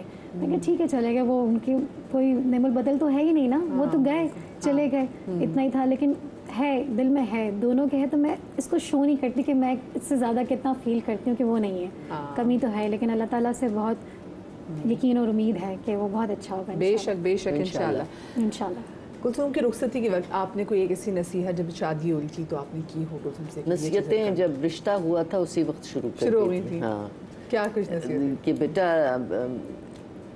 जिस घर में जा रही हो वहाँ ये समझना तुम्हारे माँ बाप वहीं हैं, उनकी इज़्ज़त वैसे ही करना जैसे अपने माँ बाप की करोगी, नहीं करोगी तो हम बहुत जलील हो जाएंगे, बदनाम होंगे कि माँ बाप ने कुछ सिखाया नहीं। मियाँ की बहुत इज़्ज़त करना, ठीक है फ्रेंडली तो होते हैं मियाँ बीवी आजकल के दौर में तो ज़्यादा होते हैं, लेकिन ये ना हो कि फ्रेंड होने का नाजायज़ फ़ायदा उठाया जाए और मियाँ को मियाँ न समझा जाए।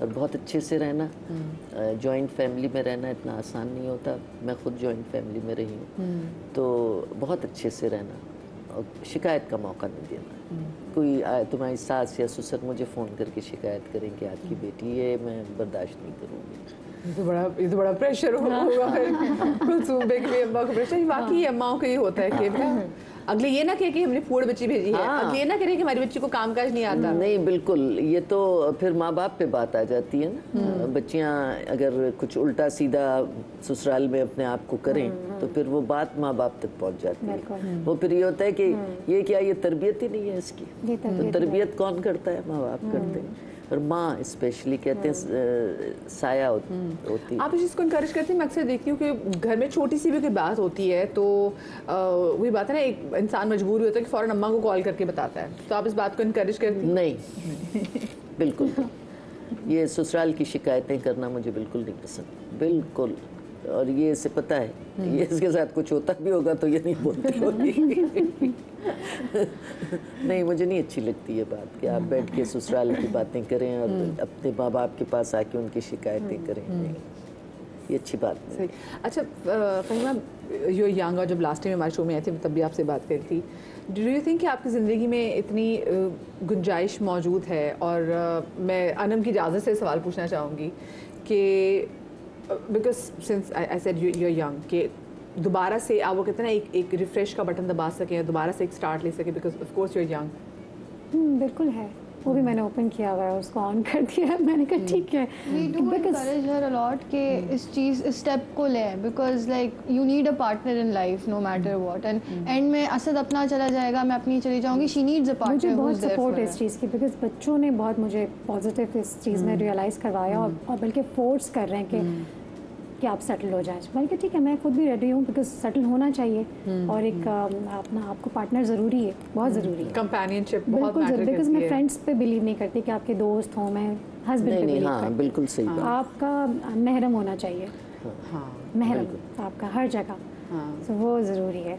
और मुझे लगता है हमारे यहाँ सोसाइटी भी ऐसी है कि वाकई आप चाहे जितनी मर्जी दुनिया की सबसे स्ट्रांग औरत भी हो, आपका महरम ना हो तो आप बहुत मुश्किल होता है सरवाइव करना। अल्लाह ताला ने ऐसे तो नहीं जोड़े बनाए हैं, आपको बोला है कि शादी करें, और कहते हैं कि जिस विडो हो या डिवोर्स्ड हो, पहले कंवारी की शादी नहीं करें, आप इनके बारे में सोचें, इनकी शादी करवाएं, ज़रूरी है। हाँ। लेकिन अकेले हो जाते हैं ना आप, और अब इतना वक्त गुजारा होता है, आप चाय भी साथ पीते हैं, खाना भी साथ पीते, 19 ईयर्स साथ गुजारे, तो वो भुलाना मुश्किल काम ये है। वैसे इतनी अच्छी मुझे बात लगती है ना कि आप शुक्र है कि हम वाकई जो हमारे रूट्स हैं उसके पास वापस जा रहे हैं। कि पहले तो होता था कि जी हाँ, आपकी अगर डिवोर्स शादी ख़त्म हो गई है, और ये हमारे इस्लाम में है, तो आप फ़ौरन की शादी भी कर देते हैं, बेवा भी हो तो तब भी लोग उनको निकाह में लेना पसंद करते थे। लेकिन अब हम क्योंकि शायद हम हिंदुओं के साथ रहे, तो हमें लगता है कि जी अगर आपकी डिवोर्स हुई या फिर अगर आप टैबू समझते हैं। हाँ, या अगर आप विडो हो तो लोग कहते हैं नहीं बस अब तो ज़िंदगी ख़त्म। नहीं, ये ऐसा नहीं होना चाहिए। इवन हमारे होली प्रॉफिट ने भी ये किया है कि वो बीबी खदीजा के बाद भी उन्होंने ही उनके गॉट 4 मैरिड एंड बच्चे started off again, even though he loved her a lot, but ये सारा इज आई थिंक एक टैबू और हिंदू स्टिग्मा कल्चर है जो साथ सोसाइटी हम में। रहे हैं उस वजह से। यू सो लकी के माशाल्लाह से आपके जो बच्चे शुक्र हैं वो आपको सपोर्ट, और मुझे लगता है कि शायद बच्चों ने ही आपको शायद कन्विंस किया हो कि नहीं अम्मा। मैं कहती हूँ कि मुझे किसी की ओपिनियन की एडवाइस की ज़रूरत ही नहीं है, मेरे बच्चे मेरे साथ हैं, और अल्हम्दुलिल्लाह जो ये कहेंगे, मैं कहती हूँ तुम लोग डिसीजन लेना, लड़का भी तुम लोग देखना कि कैसा है, देखो अब्बू सही है, पसंद आया। अच्छा, तो अनम आपके ज़हन में क्या है कि कैसे आप चाहती हैं कि आप, मैं बस इन पे रिस्पॉन्सिबिलिटी नहीं आपकी, आप पे भी रिस्पॉन्सिबिलिटी है थोड़ा सा बीच पे आके बोलेंगे कि हाँ हमसे मिलो पहले, फिर हम डिसाइड करेंगे। तो we just want someone who is responsible first of all, और ना सिर्फ इनका ख्याल करें, मेरे छोटे भाई का और मेरा भी करें, because obviously we also lost भाग ना जाए वो मुझे, अच्छा दो हाँ तो करना ज़रूरी है। तो बस ये नॉर्मल बेसिक जो बेयर मिनिमम होता है वही चाहिए, कि ख्याल रखे और घर में थोड़ा सा इन्वॉल्वमेंट मुझे हो। लगता है अगर होगा ना तो वो इन चीज़ों का खुद ही ख्याल करेगा, जो खानदानी होता है, उसको कहने की ज़रूरत ही नहीं होती, वो कहता है मेरे इर्द गिर्द के जो लोग हैं मैं रिस्पॉन्सिबिलिटी लेता हूँ उसकी। Just being a family unit is a priority at the end. हाँ बिल्कुल, ये बात ज़रूरी है। अच्छा, जब शादी के बाद इन्होंने फाइनली, क्योंकि शौक तो था भी हमारी एक अंदर, अब आपकी बेटी है, उमर जीन्स में है, जीन्स में जरा सीम है सारे अदाकारी के, तो वो बाहर तो आएंगे। तो जब शादी के बाद उन्होंने कहा कि अब मुझे एक्टिंग करनी है, तो आपने सपोर्ट किया था? आपका रिएक्शन क्या था पहले मुझे बताएं। नहीं, मैंने कहा है फिर मैंने कहा नहीं उस अब वक्त आया था, लोग क्या कहेंगे, मैंने कहा अम्मी शादी हो गई। हाँ नहीं, मैंने एकदम जब कहा मैंने कहा है, फिर मैंने कहा नहीं अब तो उधर है, मैंने कहा पूछ लो, घर वालों से पूछो, मियाँ से पूछो, इजाज़त देते हैं तो करो। मैं तो अब नहीं हूँ ना बीच में। प्रोजेक्ट्स देखती हैं आप कुलसूम के? बिल्कुल सारे और जो वीडियोस बनाती थी मजे मजे के, वो बहुत मजा आता है वो देखने में। वो मैंने देखा था कॉफी वाला, कॉफी वाला भी, और वो जो परे बैठे हैं, परे बैठे वाला नहीं देखा है जी। वो आपने अभी तक वो नहीं देखा? वो तो बड़ा वायरल हुआ। आज ही भेजूंगी मैं अम्मी। हाँ, अच्छा, वो मुझे नहीं भी देखा। भेजना। वो हम अभी आपको नेक्स्ट उसमें ब्रेक में भी दिखा देंगे। अच्छा, मुझे ये बताएं कि और बहुत सारी चीज़ों में क्या लगता है कि आपको कितनी मुदाखलत होनी चाहिए? वंस जब आप अपनी बच्ची की रुखसती करते थे तो पेरेंट्स की कितनी मुदाखलत होनी चाहिए? मेरा ख्याल है कहीं अगर कोई ऐसा आपको ससुराल मिल जाए जो आपकी बच्ची को सही तरह से ट्रीट ना करे या तंग ना करे, तो फिर आपको लाजमी मुदाखलत करनी पड़ती है। अदरवाइज़ उनकी ज़िंदगी है, वो खुश हैं, मियाँ बीवी खुश हैं, सास ससुर इतनी तारीफ़ करते हैं इसकी माशाल्लाह, वो खुश हैं, तो फिर इंटरफेयर की ज़रूरत नहीं है। लेकिन कहीं अगर ऐसा हो कि आपकी बेटी के साथ कहीं कोई ज़्यादती हो रही हो, फिर आपको बीच में कूदना पड़ता है। सही। ये सवाल मैं क्योंकि अभी प्रवीण आपने इसका जवाब भी दे दिया, लेकिन मेरा वो सवाल आपसे भी ये है कि आप लोग इस सोच के कितने खिलाफ हैं कि जो लोग कहते हैं जी बस तुम्हारी डोली उठ के गई है, अब बस अगले घर से तुम्हारी मैयत ही उठ के जानी चाहिए? ये कॉन्सेप्ट मैं बिल्कुल बिल्कुल खिलाफ हूँ इस चीज़ के, बिकॉज लड़की को पता होना चाहिए उसकी बैक है, सपोर्ट है। इसके साथ ये नहीं कि वो उसको नेगेटिव ले कि हाँ ठीक है मेरी सपोर्ट है मैं तो जा रही हूँ, ये नहीं। लेकिन उन लोगों को पता हो कि ठीक है उसके पेरेंट्स हैं, उसकी फैमिली है, और जाके चेक भी कर रखना चाहिए कि मिलें जाके, ये भी नहीं कि मिलने ही नहीं जा रहे, बेटी की शादी कर दी तो उसको छोड़ दिया। तो बस एक बैलेंस होता है, ये बड़ा प्यारा सा बैलेंस है जो दोनों फैमिलीज रखती हैं, इज्जत से एहतराम से उनके वो, और फिर यहाँ पे भी देखें। अच्छा, अनम के हवाले से कोई ऐसी ख्वाहिश जो बड़ी शदीद हो कि भाई ये तो ज़रूर मुझे पूरी करनी है? मैं चाहती हूँ कि अनम जो कहती थी फैसल पूरा करते थे, तो ये मेरी ख्वाहिश है कि अनम मुँह से निकाले भी नहीं, मैं उसको पूरा करके दूँ हर चीज़। ये मेरी है ख्वाहिश कि इसको फील ना हो कि पापा नहीं है तो ये मुझे नहीं मिल रहा, और अब डिप्राइव ना फील करे वो। और कोई ऐसी ख्वाहिश जिसके आप अभी काम करिए कि नहीं, जैसे होता है ना कि मैंने यहाँ पढ़ने जाना है, या मुझे ये करना है, मुझे फैशन डिज़ाइनिंग करनी है, और एनीथिंग? बहुत सारी चीज़ें हैं इसकी, ऑब्वियसली वो स्लोली होंगी पूरी, एकदम से मैं ग्रिप नहीं कर सकती, मैं इसको बोली मैं स्लोली करूँगी, मैं धीरे धीरे कर रही हूँ। तो वो उसको ये भी समझा रही हूँ साथ साथ कि थोड़ा टफ टाइम हर लाइफ में आता है, यही सिखाता है, तो स्लोली हो जाएगा, सब कुछ अच्छा हो जाएगा। अच्छी बात। बट हर चीज़ अल्लाह ताला पूरी कर देंगे, और कर रहे हैं। सही। मुझे बताएं, जब कुलसूम के यहाँ जब बेटे की पैदाइश हुई थी, वो टाइम आपके लिए कितना ख़ास था? बहुत ख़ास था, बहुत ख़ास था। और इसके साथ जो मुश्किलें थी वो थी, मैं शूट पे थी इनका भी रमज़ान था, इनका भी सिजेरियन हुआ बच्चा, तो ये चली गई, हॉस्पिटल गई, एडमिट हो गई। अब रात को इनकी तबीयत ख़राब थी, वो पेन्स बहुत ज़्यादा थे, मुझे परेशानी भी बहुत थी कि भाई पहला बच्चा है, अल्लाह ताला खैर खैरियत से हो जाए, सही सलामत, माँ भी और बच्चा भी। तो ये रोए जाए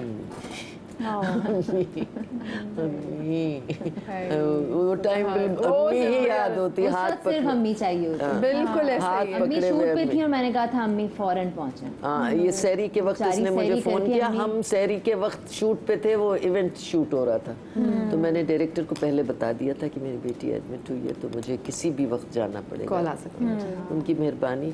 जैसे ही मैंने उनसे कहा, मैंने कहा उसको बहुत तकलीफ़ है और मुझे जाना पड़ेगा, 3 बज रहे थे, कहा जाए गाड़ी ली। मैं घर आई, वो सारा जो मेकअप शेकअप था वो सब उतारा, सब कुछ किया, 2 वाले पराठे के चाय के साथ पिए, सहरी हो गई थी करके, और मैं सीधा हॉस्पिटल गई। तो ये इतना रो रही थी, इतना रो रही थी, और इसको वो अंदर लेके जा रहे थे उसके लिए ऑपरेशन के लिए। हाँ। तो इतना रोई, इतना रोई, मैंने इसको बहुत तसल्ली दी, मैंने कहा बेटा तसल्ली रखो, हो जाएगा इंशाल्लाह, और रोने धोने से कुछ नहीं होगा, और टेंशन मत लो, हो जाएगा, तुम भी ऐसे ही हुई हो। लेकिन अम्मी, मैंने कहा लेकिन कुछ नहीं, अब तो करना है, अब तो करना है। और मैं लेबर रूम में थी, और अम्मी 36 आवर्स की मेरी लेबर थी, और 36 आवर्स I can अम्मी relate, हाँ। वार्ड में थी और मैं लेबर में थी। और वो वक्त, और अम्मी कौन, मैं हर दफ़ा रेहान जैसी अंदर आई, सिर्फ रेहान अलाउड थे आना, रेहान जैसी अंदर अम्मी का है, अम्मी अब ये कर रही हैं, अब अम्मी ने सहरी कर ली है, अब अम्मी ने इफ्तारी कर ली है, अब अम्मी नमाज पढ़ रही हैं, क्योंकि वो अलाउ नहीं। फिर जब सी सेक्शन के लिए लेके जा रहे थे तो फिर उन्होंने अलाउ किया कि आए अंदर और आके मिलने, और फिर मैं इनसे मिल के गई थी और सब हुआ था। लेकिन 36 आवर्स अम्मी भी अंदर बैठी नहीं थी, अंदर बैठी सोना, उठना, सहरी, इफ्तारी सब वहीं हो रही है। अच्छा, नींद एक ना थी एक नहीं। सवाल में बहुत सारी जो मुझे बहुत, क्योंकि इस वक्त ना यहाँ पर ये नहीं 2 माएँ, यहाँ पे 4 माएँ मौजूद हैं, यहाँ पे 4 माएँ मौजूद हैं। और मैं अक्सर लोगों को देखती हूँ कि लोगों को ना सी सेक्शन को लेके, क्योंकि अब यहाँ पे लोग यहाँ पे बैठे हैं, सी सेक्शन को लेके लोगों को लग रहा था कि भी इसने क्या तकलीफ Easy way out। हाँ, इसने क्या तकलीफ काटी, इसने तो मुझ गई, इसने ऑपरेशन कराया, बल्कि जो नॉर्मल डिलीवरी है उसमें तो चले, फिर ये नहीं कि उसमें तकलीफ नहीं होती, बट मेरी ऐसी बड़ी कॉम्प्लिकेटेड डिलीवरी थी, और एंड टाइम पे बिकॉज दे ऑलमोस्ट लॉस्ट अस, तो उनको फिर ऑपरेशन करना पड़ा, जो कुछ और हो नहीं सकता था। लेकिन मैं लोगों को देख के बाकी लोग मुंह बनाते हैं, लो सी सेक्शन में, अरे बहुत तकलीफ है उसमें, बहुत तकलीफ है, सी सेक्शन में ज़्यादा तकलीफ है, और उसके आफ्टर इफेक्ट्स इतने बुरे होते हैं कि आप चलने फिरने से रह जाते हैं बिल्कुल। नॉर्मल डिलीवरी में तो ये होता है कि जी आप फारिग हो गए, आ गए वार्ड में, खाना पीना किया, इसके बाद तो खाना पीना भी नहीं होता, क्योंकि वो कहते हैं जी सिर्फ पानी पिए वो भी 1 चम्मच। हलक आपका खुश्क हो रहा होता है, वो जो आपको शिवरिंग होती है, शिवरिंग 2 ब्लैंकेट्स डाल रहे होते हैं, शिवरिंग इतनी होती है। अच्छा, मुझे शिवरिंग का किसी ने नहीं बताया था। जब मैं बाहर निकली हूँ तो अब शिवर शिवर शिवर, मैंने मिडवाइफ से पूछा, क्या हो रहा है, तो उसने कहा ये होगा, आप फिक्र नहीं करें। अब जो मैंने पलट के देखा तो एक और खातून कंबल ओढ़ के ना, वो भी सी सेक्शन शिवरिंग होती है, वो एनेस्थेसिया का कुछ वो होता है, not an easy way out. और उसके बाद नौजिया, इतना शदीद नौजिया। तो ये ना C section is not easy. मुझे छोटी सी ब्रेक लेनी है, ब्रेक के बाद वापस आते। मैं नहीं चाहती कि मेरा चौकट है, ब्रेक के बाद मिलते हैं।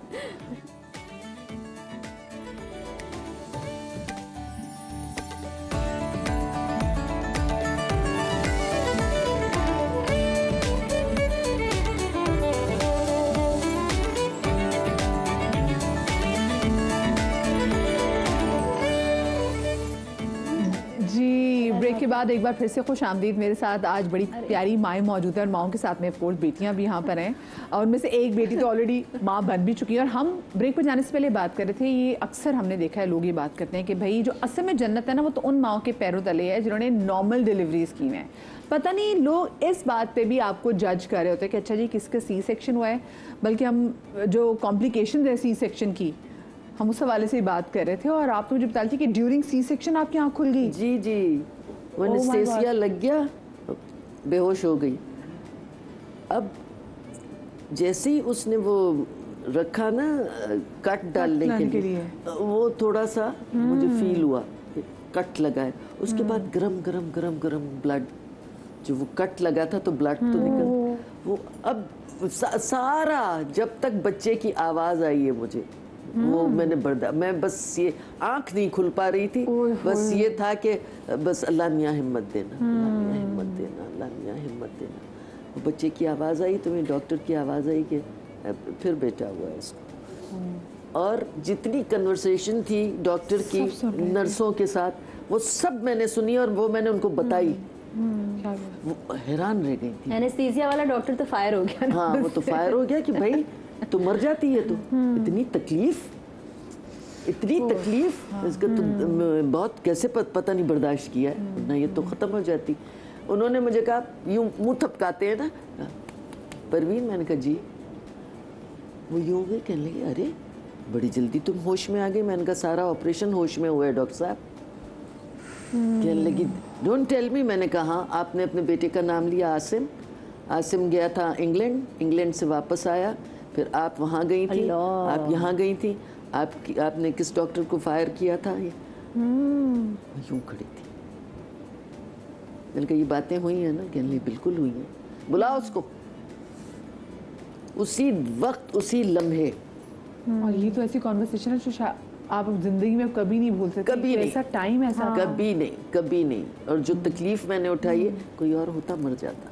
अल्लाह तौबा। इस ख्याल से कि मैं कट गई। और वो एक नहीं, वो 7 लेयर्स कटती हैं। कर आवाज भी आ रही थी और फील भी हो रहा था। और तकलीफ, उफ, ओह नो, उफ। वो मेरा अपना विल पावर था जो। और अम्मी का यही एक्सपीरियंस, हमेशा अम्मी बताते हुए कहती हैं कि कभी भी विल पावर नहीं छोड़नी चाहिए। बिल्कुल। और इनकी ये बात मेरी डिलीवरी के वक्त काम आई थी, क्योंकि मेरी डिलीवरी के वक्त क्या हुआ था, मेरा ऑक्सीजन लेवल ड्रॉप हो गया था और मुझे सांस नहीं आ रही थी फॉर गुड 20 मिनट्स। और एनेस्थेटिस्ट मेरे सर पे खड़ा हुआ था और मैं डॉक्टर को बार बार ये कह रही थी कि मुझे सांस नहीं आ रही। तो उन्होंने वो मास्क वगैरह दिया, सब कुछ दिया, नाक मेरी बिल्कुल बंद हो गई थी, पता नहीं क्या हुआ था। सो मुझे यही था कि अम्मी ने बोला है विल पावर नहीं छोड़नी है। एक वक्त में तो ये आया जहन में कि यार 23 रमज़ान है और बच्चा पैदा कर रही हूँ तो ये तो शहादत हो गई अगर कुछ हो जाता है तो। सो वो भी था, लेकिन मैंने कहा नहीं, विल पावर नहीं। तो मैंने लिटरली इतनी सी सांस पे वो 20 मिनट गुजारे थे। वो क्या था आज तक समझ में नहीं आया। वो एनेस्थीसिया का रिएक्शन था या मेरी पोजीशन सही नहीं थी, क्या था मुझे नहीं समझ में आया। और ड्यूरिंग द डिलीवरी मैं पूछ भी रही थी डॉक्टर से, मुझे एपिड्यूरल लगा था, जनरल एनेस्थीसिया नहीं था, मैं होश में थी।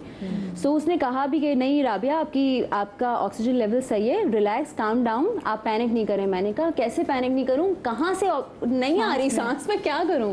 अब पता नहीं वो बेबी ऊपर था क्या था, मुझे नहीं पता, कि आज तक मुझे नहीं पता कि वो क्या था, लेकिन वो एक बात जो थी ना जहन में कि विल पावर कभी नहीं छोड़नी, तो किस तरह वही चीज़ मेरे साथ भी है। मैंने भी विल पावर अपनी वो 20 मिनट तक फॉर गुड 20 मिनट्स बनाए रखी, और जब तक मुहिब की आवाज़ नहीं आई, सांस बहाल नहीं हुई, मैंने कहा छोड़ना नहीं है हमें अपने आप को। तो ये तो कैसे C section is an easy way out, मुझे और वो जो मेरे सर के पास खड़ा हुआ था जिसे एनेस्थीसिया दिया था, वो कहने लगा इनका ब्लड प्रेशर थोड़ा हाई हो रहा है डॉक्टर साहब, वो दर्द की वजह से। दर्द की वजह से। उन्होंने कहा अच्छा बताओ मुझे भी नॉर्मल हुआ नहीं हुआ, करनी नॉर्मल नहीं, थोड़ा बड़ा हुआ है इनका। कहा अच्छा कोई बात नहीं, बड़ा हुआ है बच्चा तो जल्दी डिलीवर करवा दे। ये सारी बातें मैंने उनको बताई तो वो खातून परेशान हो गई थी, डॉक्टर बर्नी कहने लगी तुम तो मरते मरते बच्ची हो। मैंने कहा जी आपके हाथ से मरती। अल्लाह अकबर। वो पता है वो साथ में ट्रॉमा है, वो आपको जैसे अभी भी आपके एक ग्लव्स जो याद है, that's a part of the trauma. बिल्कुल एब्सोल्युटली इट्स नॉट इजी जब ये बात कर रहे होते हैं, क्योंकि हम यही सुना था कि जी उन्हीं खवातीन के जो है वो सी सेक्शन होते हैं जो कि ज़्यादा काम नहीं करती। नहीं, 5 किलोमीटर पैदल बिल्कुल गलत कॉन्सेप्ट है। हाँ। बिल्कुल गलत है। और मुझे तो लगता है कि अब ना लोगों को, लड़कियों को आपको बताना चाहिए कि हाँ ठीक है प्लान आपकी होनी चाहिए, ठीक है अगर आपकी नॉर्मल डिलीवरी हो रही है वेल एंड गुड, लेकिन आपने रिस्क नहीं लेना, क्योंकि हाँ जो मैटर करती है चीज वो ये कि at the end of the day बच्चा और माँ से वेट भी करते हैं, डॉक्टर वेट भी करते हैं। हमारे टाइम में तो डॉक्टर ने बहुत वेट किया। एक दिन रात को गई हूँ और दूसरे दिन शाम को 17-18 घंटे उस दर्द में गुजारे जो लेबर पेन्स होते हैं। उसके बाद उन्होंने कहा नहीं ये डिलीवर नहीं मैंने हो सकता। 36 आवर्स वेट किया तो क्या करें फिर, बैठे रहें, क्या करें, नहीं हो करना तो पड़ेगा ना। और बहुत दफा ऐसा होता है कि नॉर्मल डिलीवरी होते होते सी सेक्शन की तरफ चली जाती है, आपके हाथ में नहीं होता, कॉर्ड आ गई, बच्चे का ऑक्सीजन लेवल ड्रॉप हो गया, 50 चीजें होती नहीं इतना रिस्क लेना ही नहीं चाहिए। जरूरत ही नहीं है रिस्क लेने ये। और क्योंकि आई एम श्योर बहुत सारी जो हमें खवातीन देख रही होंगी, मतलब क्योंकि मैं भी आप ना दोबारा से वो टाइम जीने लग जाते हैं। बिल्कुल बिल्कुल। अच्छा ये हो रहा था मेरे साथ, ये हो रहा था।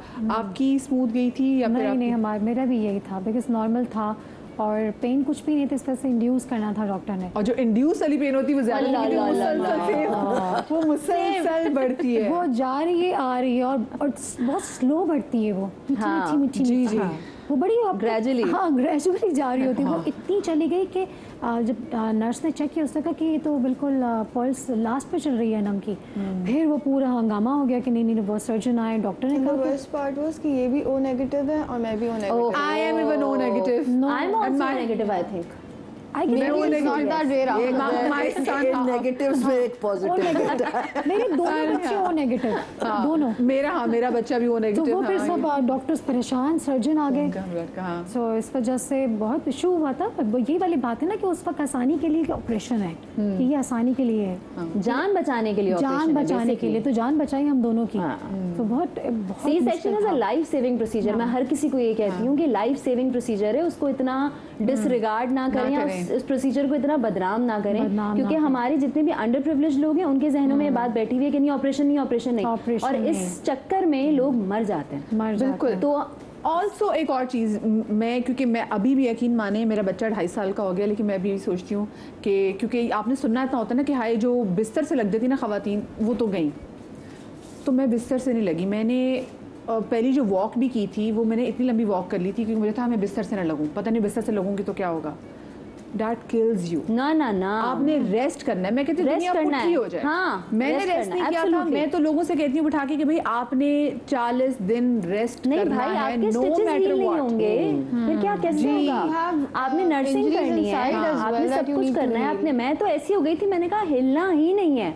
मुझे याद है मैं अम्मी के यहाँ गई थी और मेरे भाई ने मुझे गोद में उठाया था क्योंकि अम्मी का घर फर्स्ट फ्लोर पे, सो गोद में उठा के वो लेके गए थे। मैंने कहा नहीं चढ़ूंगी।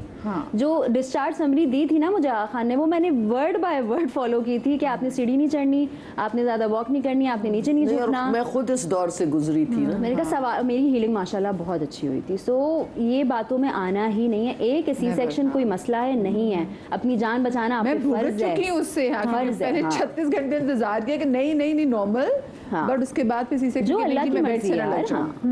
बेड नहीं नहीं, आप बेड से लगे प्लीज 6 वीक्स के लिए लगे लगे क्योंकि देखिए बाहर भी ये कहा जाता है कि जो grave is open till 40 days, मतलब बाहर गोरे भी कहते हैं, तो प्लीज आपने इसका ख्याल रखना। बिल्कुल, अच्छा जरा मूड चेंज कर दो क्योंकि हम बाकी दोबारा से मेरे साथ ट्रॉमा में जा चुके हैं। अच्छा हमारा क्या हुआ था अब आप देखिए माँ आसानी से नहीं बनते, आप चाहे नॉर्मल डिलीवरी हो और सी सेक्शन हो। जी हमारे बड़े मजे का था कि 24 दिसंबर अनम पैदा हुई है, 4 जनवरी हमारी एनिवर्सरी होती है। सो अब मेरी सास ने कहा ये तो हिलेगी नहीं, ये कहीं नहीं जाएगी क्योंकि इसका तो सी सेक्शन हुआ हुआ, ये तो आराम करेगी। तो हस्बैंड ने कहा नहीं नहीं अब तो एनिवर्सरी वो भी फर्स्ट है तो जाना तो पड़ेगा। कहते नहीं नहीं घर में बुला लो, सब मंगा लो, घर में सेलिब्रेट करते हैं। नहीं नहीं नहीं नहीं हम दोनों अकेले जाएंगे। गोद में उठा के, हम फर्स्ट फ्लोर पे रहते थे, गोद में उठा के लेके गए, लेके तो जाऊंगा इसको बाहर। क्या बात है, छोड़ के चले गए। जी हाँ, सास के पास अपने इसको छोड़ा और हम दोनों चले गए इतनी जल्दी। भाई देखो फर्स्ट एनिवर्सरी थी, फर्स्ट एनिवर्सरी, लेकिन नहीं, अगर नहीं, उनको नहीं। बाकी खुद दिल कर रहा था, वो किसी प्रेशर में नहीं गए। मैं खुश खुशी तो मैं अपनी बेगम को अकेले लेके जाऊंगा, नहीं किसी के साथ नहीं। और अम्मी ने कहा कैसे लेके जाओगे, कैसे उतरेगी, ऐसे लेके जाऊंगा। अच्छा जी, मेरे पास तो ये आपके लिए बोर्ड हैं, ठीक है, और आप लोगों ने क्या करना, अभी इनको देखना नहीं है, ठीक है। आपने बोर्ड उठा के इनको, इसमें ऐसी प्यारी सी सेलिब्रिटी माँ की पिक्चर होगी, आपने इनको पिक्चर दिखानी है, ठीक है, और आपने फिर इनको 3 हिंट्स देने हैं मिलके, ठीक है, और आपने गेस करना है कि कौन सी सेलिब्रिटी मदर है। ठीक है, ठीक सही है। So start. हाँ स्टार्ट, हाँ दोनों ने देखनी। हाँ जी, देख लिया आपने इनको। अनम तो शायद पहचानती नहीं। मैं पहचानती हूँ लेकिन मुझे तो मैं हिंट्स किसको दूं? आपने हिंट 3 इनको देने, आप पकड़ी अच्छा, रखिए, आप अच्छा, पकड़ी रखिए, आपने 3 हिंट इनको देने हैं, ठीक है, और फिर उन्होंने गेस करना है। हाँ ठीक है। नुमान एजाज इनके शो पे गए थे, इनके शो पे बहुत गए थे। पहले वायरल हुए थे सब। इनके शो पे गए थे और फिर कंट्रोवर्सी वहीं से शुरू हुई। Numan Numan Ejaz. Ejaz. Women controversy start Women हुई थी controversy। वाइव्स के ऊपर। एंकर भी हैं वो, एंकर भी हैं शी इज वेरी फैशनेबल। और मॉडल थी, टॉप मॉडल थी। नादिया खान तो नहीं? इफ़त उमर। इफ़त, या क्या जबरदस्त है, जो बोर्ड पे भी बोर्ड दे जबरदस्त। वैसे अनम ने पॉइंट फॉर वेरी नाइस। यही याद वेरी था। नाइस। और हाँ बड़ा है ना, स्ट्रांग मैं तो भी सोच रही थी और अनम ने क्यों नुमान के साथ क्या? वो इनका एक प्रोग्राम था ना, तो उस पर बोल दिया होगा उन्होंने कुछ, तो वो वायरल हो गया होगा। वो वायरल हुआ था बहुत ज्यादा। Sensitive comment. ओके, चल अब आपकी टर्न जी है। जी जी। हमने उनको दिखाना। हाँ ओह, उठाए ऐसी पिक्चर। मॉर्निंग शो होस्ट थी, डॉक्टर सनम? हैं। शाइस्ता लोधी। यस। जबरदस्त, दिखाई बोर्ड इधर साइड पे रख देते हैं हम जी। आप चलें। जी। जो भी मॉडल्स हैं जो रही हैं पुरानी 90s की, उसमें सबसे खूबसूरत और आज भी वेल मेंटेन्ड मम्मी हैं और एक्ट्रेस हैं हमारी, बड़ी प्यारी अरे एक्ट्रेस भाई हैं। क्या कमाल, उन्होंने और वाकई super सही model, मेंटेन रखा हुआ है। खूबसूरत और आज तक हसीन, वेल मेंटेन्ड कर रही हैं काम अभी भी। काम कर बिल्कुल। रही हैं, बिल्कुल मम्मी हैं हाँ। ड्रामों में। Super model. कोई सुपर event मॉडल। या कोई वो ड्रामा बता दे। और ड्रेसिंग सेंस तो A1, अभी भी बिल्कुल Best वैसी ही, drama बता बिल्कुल दो। स्लिम, बिल्कुल change ड्रेसिंग नहीं सेंस हुई। बहुत अच्छा उनका। पाकिस्तान की बिल्कुल जो कहना हम शुरू के सुपर मॉडल में से एक और हैं। क्लासिक, I believe शायद प्यारा यही के बोलती साथ, हैं। हाँ। Do you know any drama name of hers? Drama. ज्यादातर अमीर माओ के कैरेक्टर करती हाँ अमीर, रिच। सुपर मॉडल थी, अब एक्टिंग कर रही है। सीमी हमारी- पाशा तो सीमी पाशा। हैं। क्या बात है, क्या बात है। आपने किस चीज से पकड़ा सीमी पाशा? फैशन और उससे ना। हाँ Right. फैशन। अब आप दिखाएं जी। ठीक है। Oh Is that a hint? No. अम्मी बताएं प्यारी, ना। बहुत प्यारी, बहुत अच्छी एक्ट्रेस शुरू की। अच्छा रखिए रखिए शुरू शुरू में इन्होंने रिड्यूस की, इतनी खूबसूरत लग रही है। हाँ, बहुत प्यारी, बहुत चीज़ें इन्होंने मेकअप की इंट्रोड्यूस की हैं। हाँ, कॉस्मेटिक लाइन है इनकी। यस। क्या जबरदस्त पकड़ा है। वाह भाई वाह, हाँ। बेहतरीन जा रहे हैं सब। हाँ ओह कम ज़र्फ में मम्मा के साथ थी। अच्छा Lead actress. एक शो शुरू हुआ था दुबई से, जो मॉर्निंग शो शुरू नादिया किया था खान। ना। बहुत ही आसान। इनके इस मॉर्निंग शो पे मैं गई थी। हाँ दुबई वाले में। हाँ। ओह वाह। जी अभी इन्होंने बड़ा ज़बरदस्त हिट तरीन ड्रामा दिया है और टाइटल कैरेक्टर इन्हीं का था, बहुत डाडी माँ थी। डाडी। वैसे बहुत अच्छे अच्छे ड्रामे किए हैं, एक्ट्रेस बहुत बहुत अच्छी अच्छी है, out class, out class actress है बहुत अच्छी। And very respectable also. Saba हमारा Saba one of the legends. नाम क्लोज हैं आप नाम से? सबा हमीद। यस जी, सबा हमीद और Saba Pervez. Saba she is Meesha Shafi's mother. Yes. हाँ जी। अभी रिसेंटली मुझे बहुत दुख हुआ है कि हर हस्बैंड पास्ट हुए। शगुफ्ता। वाह भाई, कितनी आसान है, पता ऐसे क्लोज हिंट बस नाम रह गए थे। हाँ नाम 3 हिंट जी। हाँ जी। अरे अरे जानू खातून, बहुत प्यारी। कॉमेडी की शहंशाह खवातीन में जी। Queen. Bushra Ansari. Yes, oh wow, yes, क्या बात है भाई, बड़ी हमारे अपने लिए तालियां। बिल्कुल, बहुत वाकई में बड़ा अच्छे तरीके से हिंट भी अच्छे दिया, कुछ तो बहुत ही क्लोज हिंट दे दिए। जो नाजिया खान का इनका दुबई से मॉर्निंग वही है। वही की थी। इनका मॉर्निंग शो था। अच्छा मुझे ये बताएं, बेटियों को रुखसत करना ना थोड़ा सा बड़ा मुश्किल काम होता है। जब आप कुलसुम को रुखसत कर रही थी तो वो कितना आपके लिए टफ टाइम था? दिल में बहुत था, जाहिर नहीं होने दिया। रोई तो खैर थी मैं, लेकिन इसलिए नहीं करने दिया कि बहुत महंगा मेकअप किया हुआ था। तो मैंने कहा मुझे अगर रोता देखेगी तो फिर ये बहुत रोएगी, तो इस वजह से। लेकिन रोई बहुत, जाहिर है। और ये सोती मेरे साथ थी, मतलब यूनिवर्सिटी में भी थी तो सोती मेरे साथ थी। तो मेरा बिस्तर बहुत खाली हो गया था इसके बगैर। तो मैंने इसको फ़ोन करके कहा था कि मुझे नींद नहीं आ रही, तुम नहीं हो। तो अब इनके साहबजादे छोटके मेरे साथ सो जाते हैं, कभी कभी आते हैं तो डे स्पेंड करने आते हैं, तो वो 8 बजे सो जाते हैं क्योंकि उनका स्कूल होता है। तो वो मैं उसके साथ लेट जाती हूँ, सो जाती हूँ, इन्हीं की हूँ मकानी। हाँ, नानियों की ना एग्जैक्टली वही से खुशबू आ रही होती है। आपको रुखसती के वक्त किसका ज्यादा ख्याल था आ रहा था कि अम्मा के लिए मुश्किल हो गई, अब्बा के लिए मुश्किल हो गई? अम्मी, क्योंकि मैं अम्मी से बहुत क्लोज हूँ। मतलब वो फ्रेंडशिप वाली जो बात है ना, कि मतलब ऐसी दोस्ती अम्मी से वाकई में, ये सिर्फ कहने की बात नहीं है, दोस्तों वाला रिलेशनशिप रहा है हमारा और अल्हम्दुलिल्लाह अभी तक है। सो अम्मी से मैं हमेशा, और अम्मी की दुम मेरा लक़ब था ख़ानदान में कि ये तो अम्मी की दुम है। तो अम्मी अम्मी अम्मी अम्मी अम्मी। तो जब ज़ाहिर है सेपरेशन हुई उनसे और मैं गई अपने घर और सब कुछ, तो सबसे पहले मुझे, और मैं अम्मी अब्बू दोनों के लिए बहुत ज़्यादा हसास हूँ। आई थिंक बेटियाँ होती हैं इसी तरह, हम डिज़ाइन ही ऐसे ही होते हैं। सो जाते हुए सिर्फ अम्मी अब्बू का ख्याल था, अम्मी का ज़रा ज़्यादा था क्योंकि मैं अम्मी से बहुत ज़्यादा अटैच हूँ। भाइयों में कौन सबसे ज़्यादा रोया था?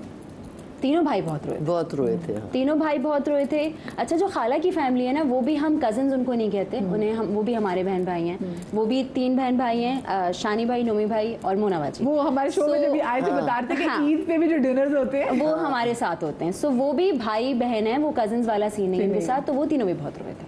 सो माशाल्लाह 3 वो और 3 वो, 6 के 6 लोग जो हैं वो अच्छी तरह, मतलब कंपटीशन था कि कौन ज़्यादा रो रहा है। और रुखसती के साथ साथ मेरी एंट्री पे जिस तरह रोए थे सब लोग, क्योंकि एंट्री खुद ही ऐसी हो गई थी कि सब लाइन में खड़े हुए थे और सब हाथ पकड़ पकड़ के लेकर आ रहे थे उस एंट्री पे, और लगाना भी लगा दिया था इमोशनल सा, पता नहीं कैसे सेटिंग हो गई थी सारी। तो वो जो पहली दफ़ा, जो मेरा भाई यूके में होता है, उसने जब जैसे ही मुझे देखा ना मैं ब्राइडल रूम से बाहर आ रही हूँ, वो वहीं देख के जो रोना शुरू हुआ है, मैंने कहा भाई अभी तो शुरू हुआ है फंक्शन, क्या हो गया मेरा, मैं खराब कर। वो धाड़े मार मार के रोना। उसके बाद फैजान भाई, उसके बाद हसान भाई, उसके बाद जितना खानदान था सब धाड़े मार मार के रो रहे। मैंने कहा अभी तो फंक्शन शुरू हुआ है, क्या हो गया, मेरा मेकअप अभी से खराब कर दिया। क्या हो गया? सब रो रहे थे, तुम भी रो रही थी साथ साथ। मुझे रोना आया, लेकिन मैंने कहा नहीं अभी मेकअप खराब होगा मेरा, रिलैक्स कर। अच्छा, मेरी शादी पे भी ना मेरी अम्मी बहुत रो रही हूँ मैं, अम्मी को कि अम्मी चुप हो जाए, तुझसे मैं खुश हूँ, मैं रोई नहीं, मैंने कहा अम्मी इतना मेकअप किया है। I feel like I will cry a ton though. मुझे लगता है because I'm very emotional and sensitive. तो मैं तो, ये लोग नहीं रो रहे होंगे, मैं रो रही होंगी। अच्छा, तो ये मुझे बताइए, ये जो अक्सर मैं लोगों को देखती हूँ कि बड़े इमोशनल होते हैं खुद में। अभी मैं तो कोई फिल्म भी देखती हूँ उसमें रोने वाला सीन होता है, 1000 बार फिल्म देखूंगी रोने वाला सीन होगा मैं रोऊंगी। तो आपके घर में कौन है ऐसा जो थोड़ा सा इमोशनल है, सेंसिटिव थोड़ा सा? हाँ, मैं खुद अब सेंसिटिव हो गई हूँ, अब मुझे रोना आ जाता है, कोई भी सीन देखती हूँ मैं रोना शुरू हो जाती है। पहले मैं हंसती थी सब पे। बाबा भी वैसे ऐसे हाँ, पहले मेरे फादर बहुत रोते थे, जो भी ऐसी फिल्म्स देखते थे वो रोते थे, हम हंसते थे क्यों रो रहे हैं, क्यों रो रहे हैं, क्या है। लेकिन अब मुझे भी रोना आता है, अब मैं फील करती हूँ, मैं कहती हूँ हाँ रिलेटेबल चीज़ें हों तो आप क्या आंसू निकलते हैं। आपके यहाँ घर में ऐसा होता है कि कोई इस फिल्म में ऐसी कोई चीज़ आ रही हो, या कुछ छोटी, हम कभी कभी खुशी वाली बात भी होती है इसमें, अब्बू अब रो पड़ते हैं, मेरे हस्बैंड एकदम रो पड़ते हैं, एकदम से। मैं भी रो पड़ती हूँ वैसे, मैं भी बहुत ज़्यादा सेंसिटिव हो गई हूँ शायद विद टाइम। अभी मैं कभी तुम देख के अभी लास्ट एपिसोड पे रोना धाड़े मार मार के रेहान कह रहे क्या हो गया भाई। तो ये मेरे साथ भी हो गया, रोना आ जाता है। फिल्म देखी, ड्रामा देखा, तो अब्बू तो फौरन, अब्बू कोई ओवरवेलमिंग चीज़ भी होती है ना, जैसे कोई खुशी की ज़रा ज़्यादा बात है, अगर बच्चों की तारीफ टीवी पे हो रही है तो वो रोना, मैं उनकी तरफ देखूं रोना शुरू कर देंगे। सो अब वो बहुत ज्यादा श्रीनगर अभी ये बात करें तो वो खुशी से भी हाँ, खुशी से भी आंसू आ जाते हैं। फौरन आंसू आ जाता है। अच्छा मुझे बताएं कि कुलसुम की ऐसी कोई आदत जो आप चाहती हैं कि आप में ऐसी होनी चाहिए थी जब आप इतनी यंग थी? तो ये बड़ा मुश्किल सवाल मुश्किल सवाल है। जवाब नहीं है। कोई सी ऐसी आदत नहीं है? कोई आदत नहीं है? नहीं, मुझे अपनी परछाई लगती है ये। तो मेरा ख्याल है हम दोनों की आदतें इतनी मिलती हैं कि कोई आदत इनकी ऐसी है नहीं जो मुझ में नहीं है, जो मुझ में है वो उनमें नहीं है। 3 लफ्ज़ों में other than I love you के अलावा है ये, जल्दी से दिल से इजहार कर दे मोहब्बत का। मोहब्बत का, आप मेरी कायनात है, मेरी दुनिया है और मेरी एग्जिस्टेंस का रीजन। आई लव यू जोली। आनम जल्दी से मेरे इजाजत लो। You are my back support, my fashion inspiration, and my confidence booster. माएँ ऐसी होती है जनाब, माओ से प्यारी और कोई चीज़ नहीं होती। आपकी माएँ हैं, उनको वैल्यू करें, उनकी कदर करें, उनको बहुत ज़्यादा प्यार करें। मेरी तरफ से भी एक जफ्फी डालें उनको, ठीक है? अपना ख्याल रखिएगा, शाद रहिए, बात रहिए। अल्लाह पाक आपको औलाद के गम से महफूज रखे। कल मिलेंगे, अल्लाह हाफ़िज़, अगर ज़िंदगी रही तो।